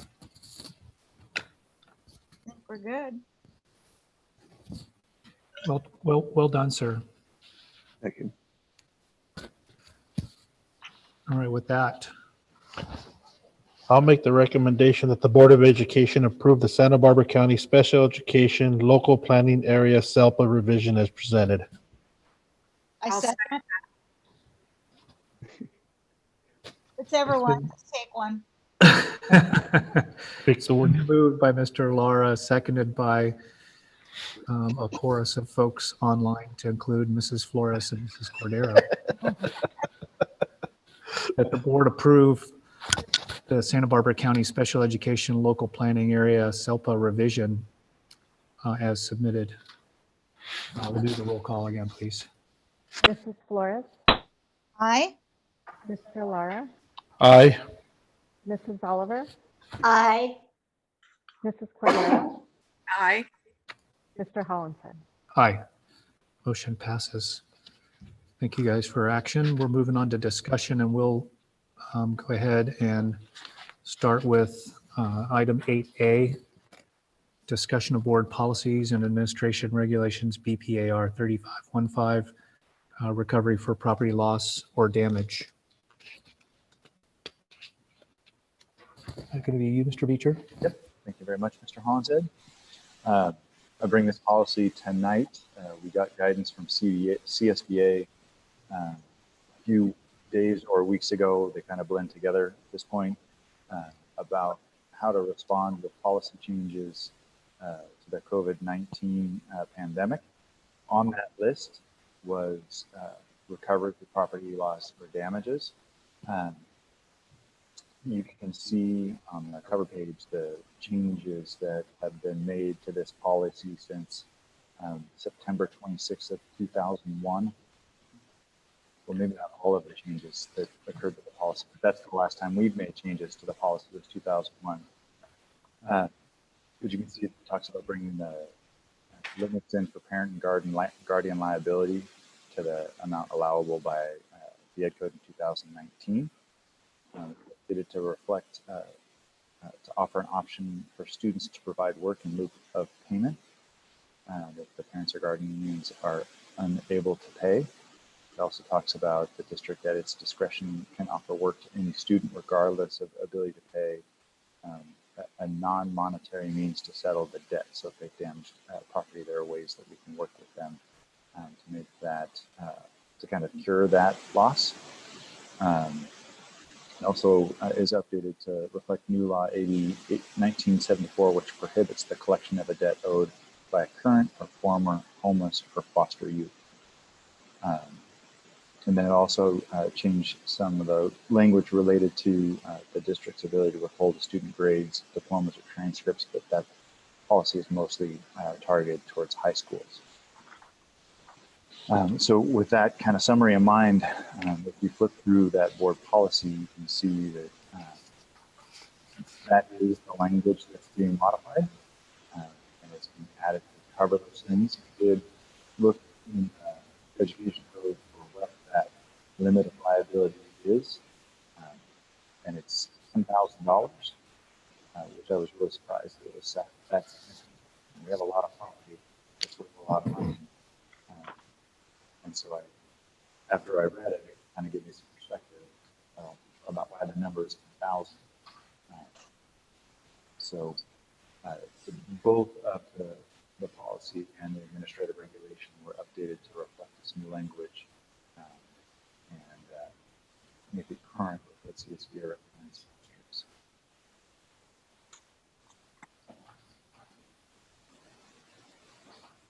Are there any questions about the language? Mr. Beecher, is there a comparable BP or AR in regards to, this says business and non-instructional operations. Is there a corresponding one or a similar one for instructional stuff like these Chromebooks and things of that nature in light of what's going on? Sure, that's a fair question. The function of addressing property loss or damage and liability for either insurance or to find individuals responsible, that's deemed a business function. So that's why it's under business and non-instructional operations. It's not an instructional function to track down that liability, right, and address the insurance. Correct. Code. It's a business function. So if, and I just had that conversation today, if a Chromebook gets lost or damaged, it's kind of a business process to address that liability. It happens at the school site because that's where the student is, that's where the family is, but it's addressed as a business function. So that's why that's the header for the policy. That's why, yeah, that's what made me think of it. Mm-hmm. Yeah, so if there's lost or damaged library book, it falls under this policy. If there's a lost or damaged Chromebook, it falls under this policy. Okay. If you remember, we had the fire at Arianas Elementary School, probably been 10, maybe 10 years, maybe 10 years ago, created a bunch of dam at half of the school site, but it was a part of a business process to address the liability for that. Awesome, thank you. Mhm. The board will acknowledge, unless anybody has further discussion, acknowledge discussion of board policy and administrative regulation 3515, recovery of property loss or damage as presented, and return the item for approval at the next regular board meeting.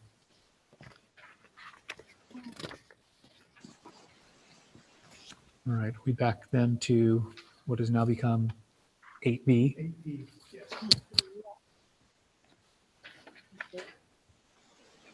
Well, good evening, board again. Mr. Beach and I will be going over the adoption study session for this evening. I'm going to share my screen with you.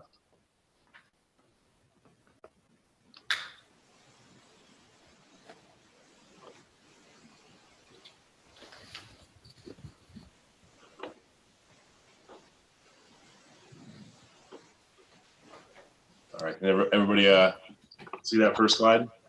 Yes, sir. Okay. Yes.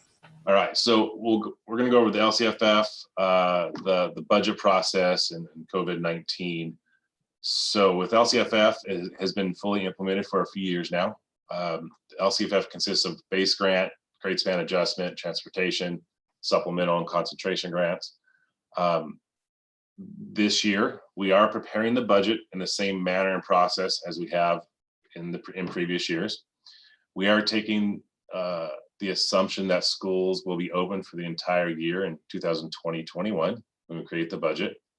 The May revision is going to be released tomorrow, and personal income tax returns got pushed back and now are due on July 15th. So that does have an impact on what the state is going to project for revenue.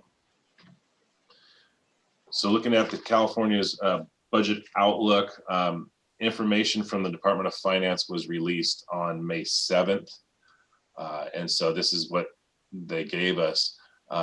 So in January, they give a projection of what they think the revenue is going to be for 2021.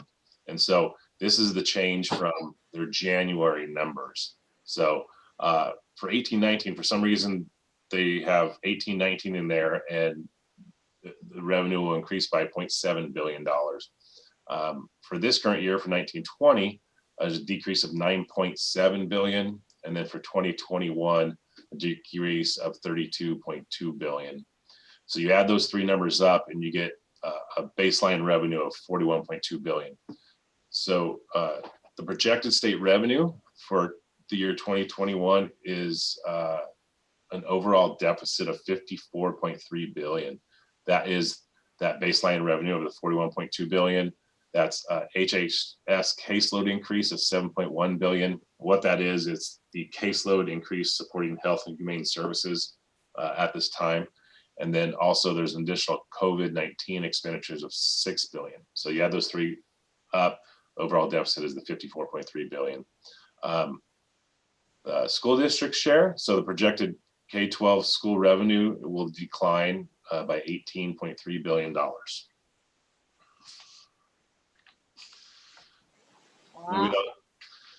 Moving on, our COLA assumption that we have right now. So the effect of the income tax returns being due on July 15th, that has an effect on the state trying to project our revenue. So they're having difficulty projecting it right now. The May revision is going to be the state's best estimate. And so there's also potential for an August budget revision as a result of the tax returns being pushed back to July 15th due date. So regarding the COLA, back in January, the governor's budget, we had COLA of 2.29% for the year 2021, and then 2.71, and then 2.82% for 22-23. The planning factor we're using right now is 0% for every year. So 0% COLA. The May revision, which comes out tomorrow, it's a question mark. So we will find out what they project the COLAs to be. And then there could be a potential August revision, which would again change the COLA. Other assumptions we are using for the budget for enrollment in ADA. So these are pre-COVID-19 enrollment projections. So this is what we currently have to work with. So for our enrollment for the year 2021, there's a decrease of about 34 students from the previous year. In 21-22, it stays at the 16,925. And then 2020 in 22-23, there's an additional decrease of 55 students. So on the revenue side, when you take into account our projected enrollment in ADA, and then you apply a 0% COLA, we wanted to kind of see what that looks like. So for 1920, where we're at, revenue is 184.7 million. For 2021, with that 0% COLA, it will decrease about $600,000 to 184.1. And then in 21-22, and it will decrease another $400,000. And then in 22-23, there'll be a slight bump up of $100,000. So this kind of lays out what, if it's a 0% COLA, where our revenue could be. So basically dip down a little bit each year. So this graph goes back 7 years to 13-14, and it looks at basically our total LCFF revenue. In 13-14, it was 100 million. It goes all the way up in 19-20 to the 184.7. And then you'll notice the next 3 years, there's just a slight little decrease in the graph. So federal funding, it is unknown at this point. So we are currently making the assumption that funding will be about the same as the 1920. Planning for staffing on the certificated side. So this is outside of LCAP. So for general education staffing, 17 additional positions for certificated. That's basically the new school Measure T school. Well, the new school plus 20. Other elementary schools will lose 6, and then the junior high has an increase of 3. So the net effect of those 3 numbers is 17 positions. On the special education side, additional resource teacher, and also 6 speech teachers. And currently this year, all those are being filled by outside agencies. And so for 2021, we are budgeting them to be filled by outside agencies, but I know they are being flown right now.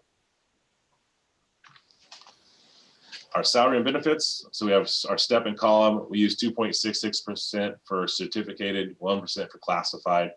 Our benefits cap stays at 13,700. Our workers' comp rate did slightly go down to 0.833%. So it's been steadily creeping down over the last couple of years, which is great. And then once again, we have our STRS and PERS rates increasing. So STRS is going up to 18.40% and PERS to 22.68%. And I will turn it over to Mr. Beecher. Thank you, Brian. I'm hoping that everybody can hear me. I know when I was leaning over towards my binder, I was away from the mic on my headphones. So hopefully I'm audible.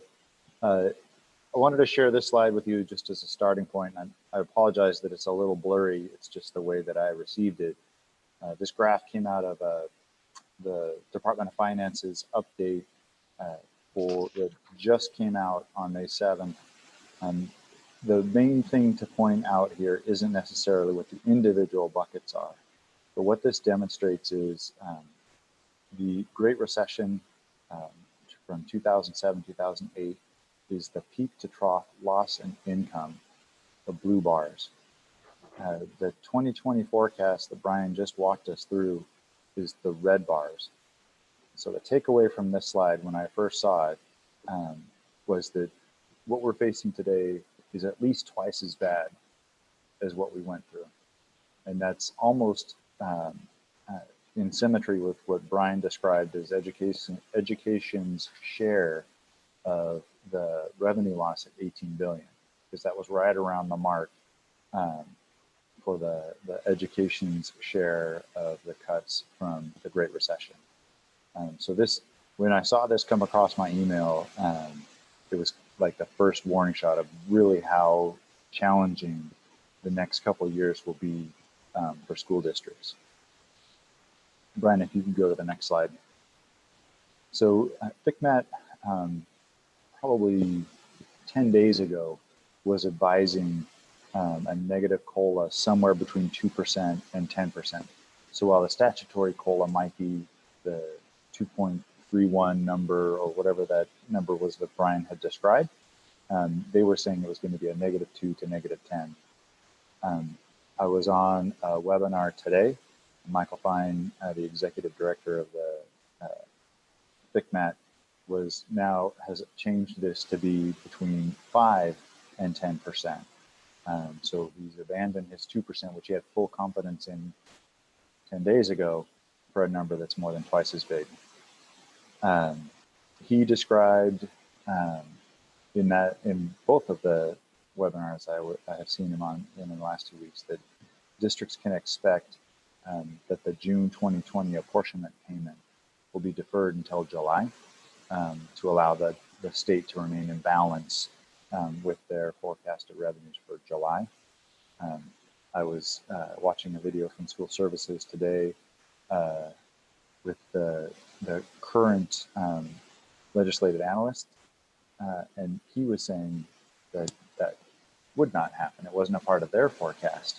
But I have a feeling that that's what we're going to see. It's the easiest way for the state to say they've balanced their budget, and districts will just be expected to manage their cash flow. So because it's late in the game and there is a big number to recover from in the 2019-20 budget. So Brian had already described our proportionate share around 18 billion. That equates to about $2,300 per ADA if all of that came to K-12. And it all came in a per ADA form. So when I wrote this slide, I talked about how the delays in the tax deadline will translate into a delay in knowing what the real impacts are. 10 days ago, Michael Fine was describing how that delay was going to make the May revise somewhat nebulous and potentially not provide great information to districts for forecasting their budgets. In today's webinar, he said the way the governor is approaching this, the way this revision is coming together, we are going to get the tools we need in the revision that's released tomorrow to do better planning than he had expected. So that was really good information, knowing that while right now we're projecting flat COLA as far as our revenue sources, we should get access to better information about what to expect. The big thing being, how are they going to share that load amongst all of the areas of the state's budget, and how are they going to work with districts to try and mitigate the impacts of our share. Next slide, please. One of the things that's unknown to us and unknown to the state is the federal stimulus and support for schools that they're seeking, the governors are seeking.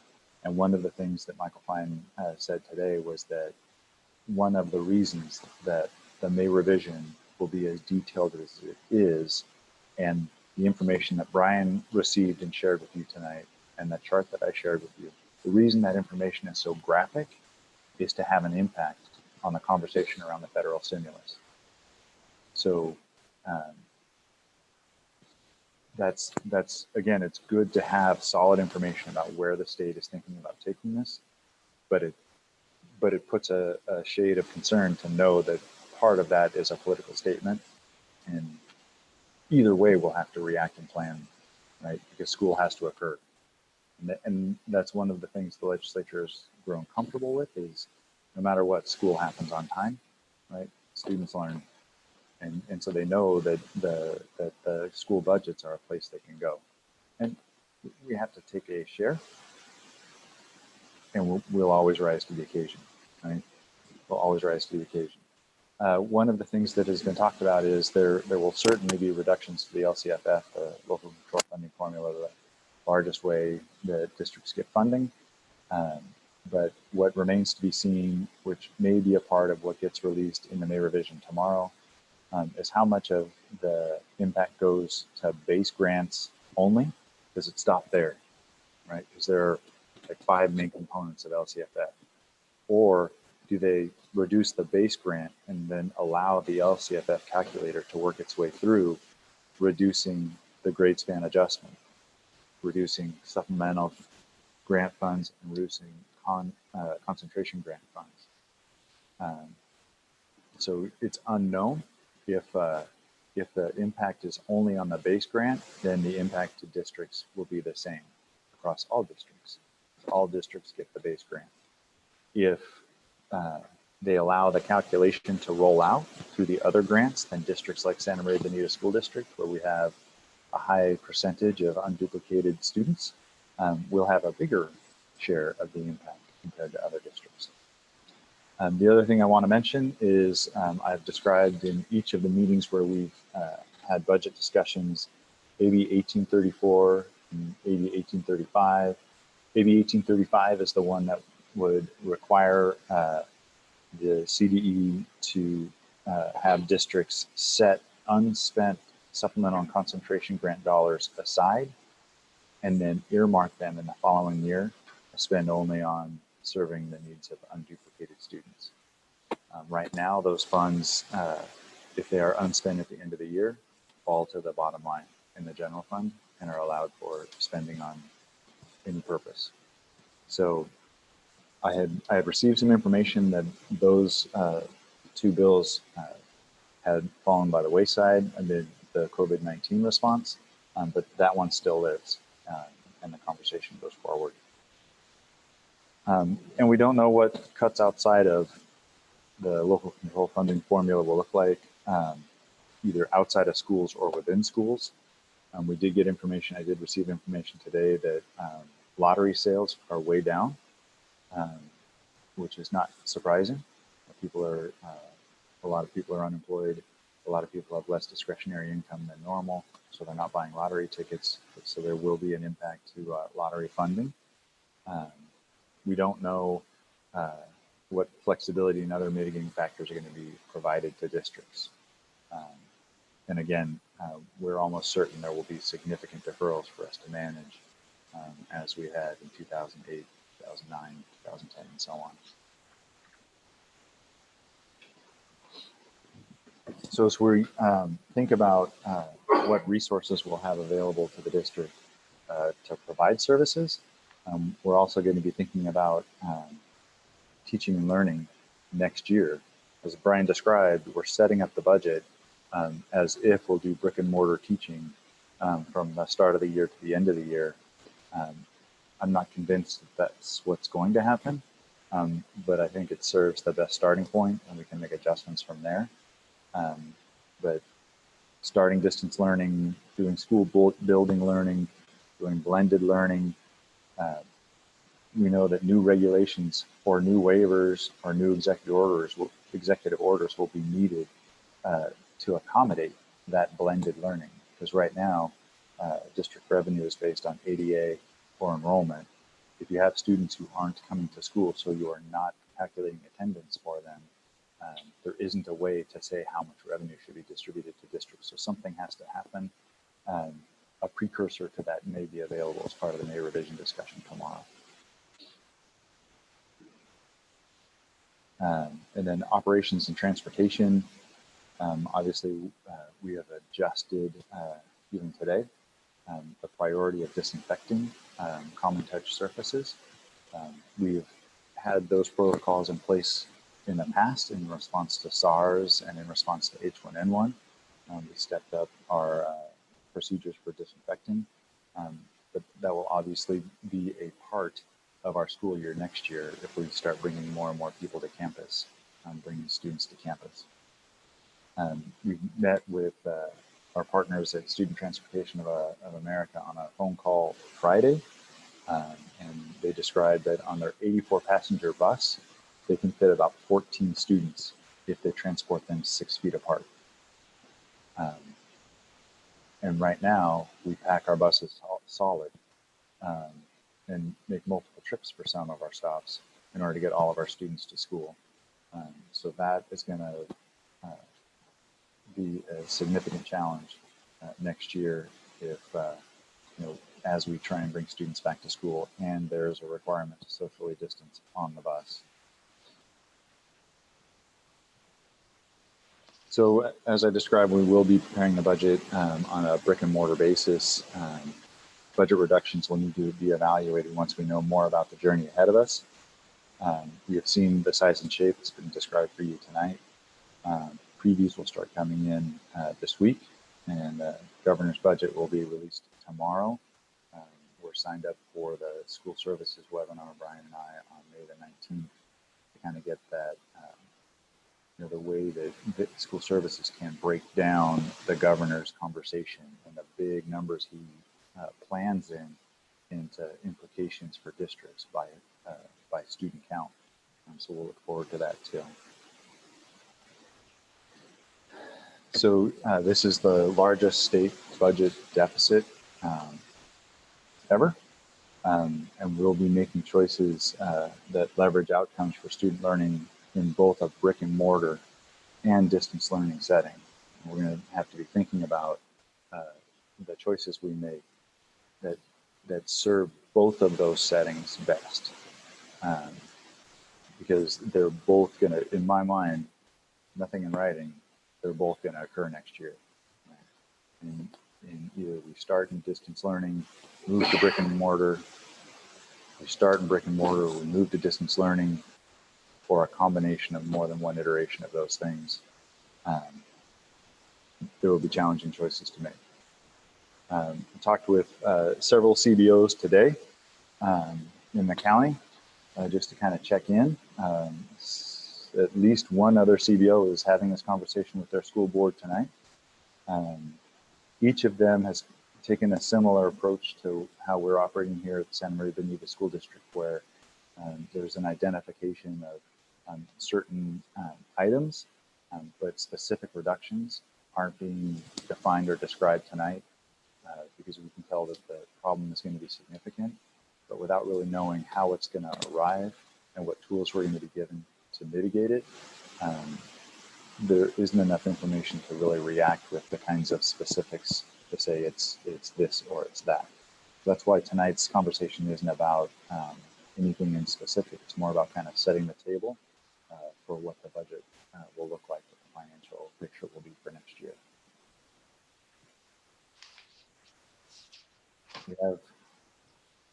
We have provided this information. Is the public hearing and board meeting the 26th or 24th? 24th. 24th.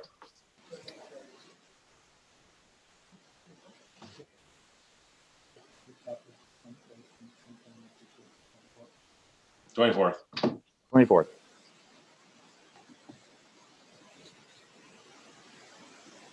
So those are the next main events. And with that, I'm going to open it up to any questions.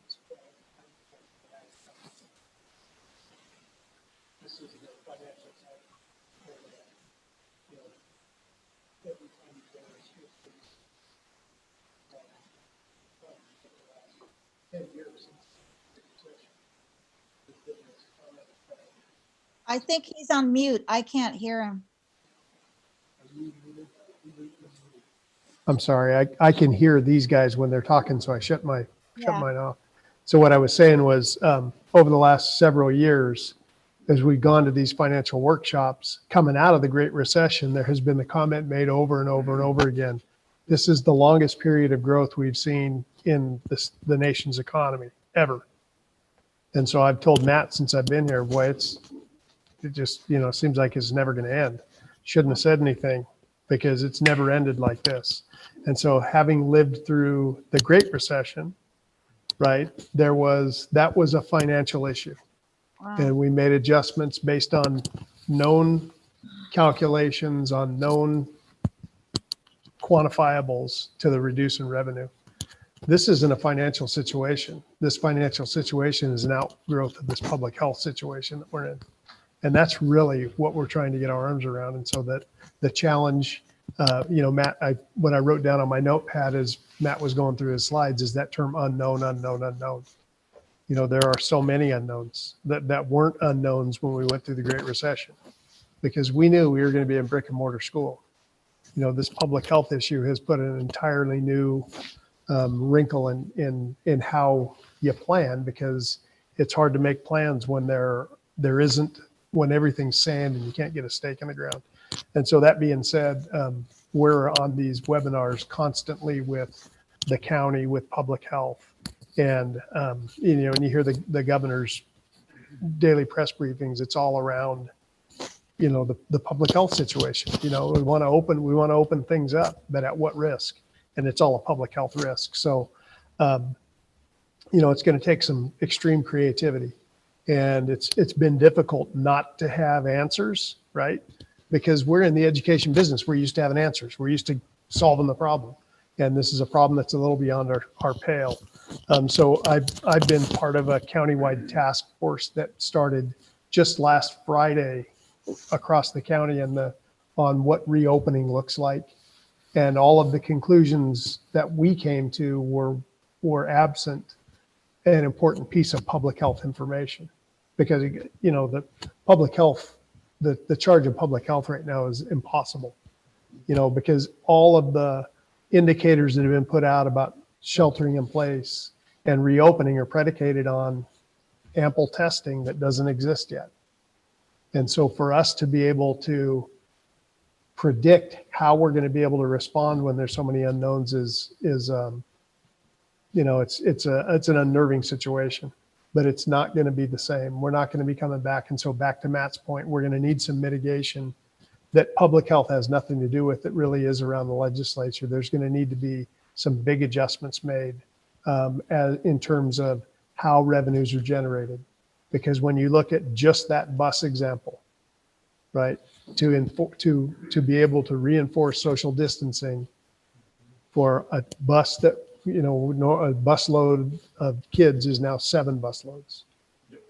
Well, there aren't 7 more buses. There aren't 7 more drivers. Yeah. And so just, and with what we're looking at 7 more financially, trips. there's nothing to purchase them with. Right. 7 more trips, there's a cost associated with that. So we're going to need to be very creative, flexible about how we build the solutions. And it's probably going to be a hybrid of, what we're doing right now. Not every child in school every day, which is going to continue to put an onus on parents, right? Because it's going to forestall this, this desire to open the economy to 100%. Because until we get this public health situation solved, there is no going back to where we were on March 12th or March 13th. And in fact, when I'm probably like the rest of you, I don't sleep anymore because I just read the news 24 hours a day. It's, for the next couple of years, we're going to be living in this world. And so it'll be interesting to see what comes out of the governor's process. As Brian was alluding to, there's going to be adjustments, because you think about how the way this budget cycle's set up. Historically in January, the governor proposes his budget. April tax returns come in, and then he revises in May for adoption in June. With with taxes out to July, crossing into the new fiscal year, we're making these forecasts based on incomplete information financially, which is going to continue to be impacted by this public health situation. So when July actually comes, there's going to need to be some type of adjustment in August, and we'll be in this again. This conversation will continue. So it's going to take a lot, and I have confidence on the financial side. We lived through the financial piece before, right? We lived through deferrals in whatever form. Seems like it was a lifetime ago. This public health thing is one that there's less answers to and more questions coming up every day. But we're going to do the same thing that we do with all these things. We're going to put our heads together, we're going to lean together, and we'll come to a conclusion. So On a weekly and monthly basis, right? I mean, daily daily. basis. I mean, it's just the requirement to be nimble and flexible and adaptive, you know, as we've seen with our teachers and stuff. And Well, and again, so and staff I don't want to on that paint part. a dark picture, because what you just described, John, those resolutions that we described, that's a picture of people who have responded. Well, that's what Matt Yeah. said, right? I mean, that's, we we've can been figure it here, and you alluded to, we've been here in some shape or form before. And I think part of the reaction that Matt described is because we know that we can count on our teachers and the classified staff to do what they do, because they love our kids and they love what they do. And I would be, you know, I think it would, you know, you were talking about how we've been through this before with the deferrals and those things, and the steady rise in the economy, or the economic forecasts and what have you over the past 11, 12 years. But I think, you know, Matt has dutifully said every year when we've listened to these discussions, this has happened for a really long time. Yeah. And it's not going to go on forever. And so I think, you know, in retrospect, I think he, you know, that subtle undertone each time has kind of prepared us for the probability of something happened. Nobody would have predicted, obviously, that it was of this scope. But again, same thing as far as confidence and understanding of where we are as a district. I think, again, if you talk to school services and they said, who do they want to have on their team? It would be that guy right there. I would agree. And They can't Brian. have him. So, you know, I appreciate so much what you do, Matt, and what Brian does, and your whole crew. And so I know that we'll be well informed and be able to make, I think, the best decisions we can, because we have that information, and always delivered to us in a really readily digestible and kind of practical way. So in no way, shape, or form are we out of the woods or what have you. But I think I can speak for the rest of the board that we know we've got the right people in the right places, and we feel confident in what you guys do.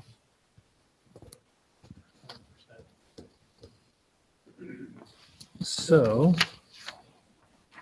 I guess we'll just acknowledge receipt of item 8B, and that would be the budget study session information. And I don't believe there's any specific plan for bringing an item back. It's just going to be The next meeting will be the budget. Yeah, it'll be boom, done. So, Wow. sorry, Vita, were you talking? No, I was agreeing with you, because yeah, the budget will be there and that'll be it. Bada bing, bada boom, Bob's your uncle. Exactly. Thank you very much, Matt. Thank you, Brian. Mark, you're looking better as the meeting goes on there. Maggie, Madam President, thank you for assuming your role this evening.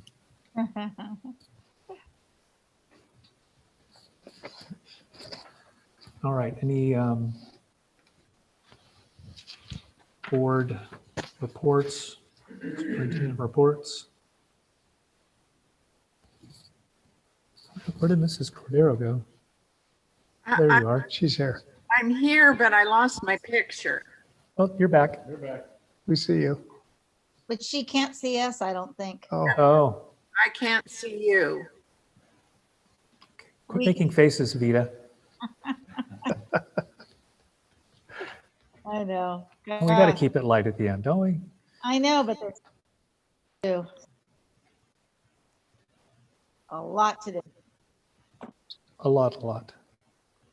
I would ask that, just in light of it being keeping it somewhat in fresh, not anytime in the near future, because we do have so much to do, but that at some point we revisit the board policy for for naming of schools. I know we probably don't have any big schools coming online anytime soon either, but just while we're thinking of it, but I'll leave that to your discretion, Mr. Ontiveros, to maybe do that at an appropriate time when the schedule permits. Yep. And thank you for keeping us informed. Luke, anything you can let us know about sure helps with the whole picture as we move forward. I would just comment that the new technology that is being reviewed from Paxton Patterson, that webinar was last week, and it was pretty impressive. And CSBA has done a couple of webinars that I have sat in on. So I appreciate the opportunities to get the information. You know, it's hard when you don't have the face-to-face and you aren't seeing people because you don't go anywhere to really get a sense of what is going on, really. But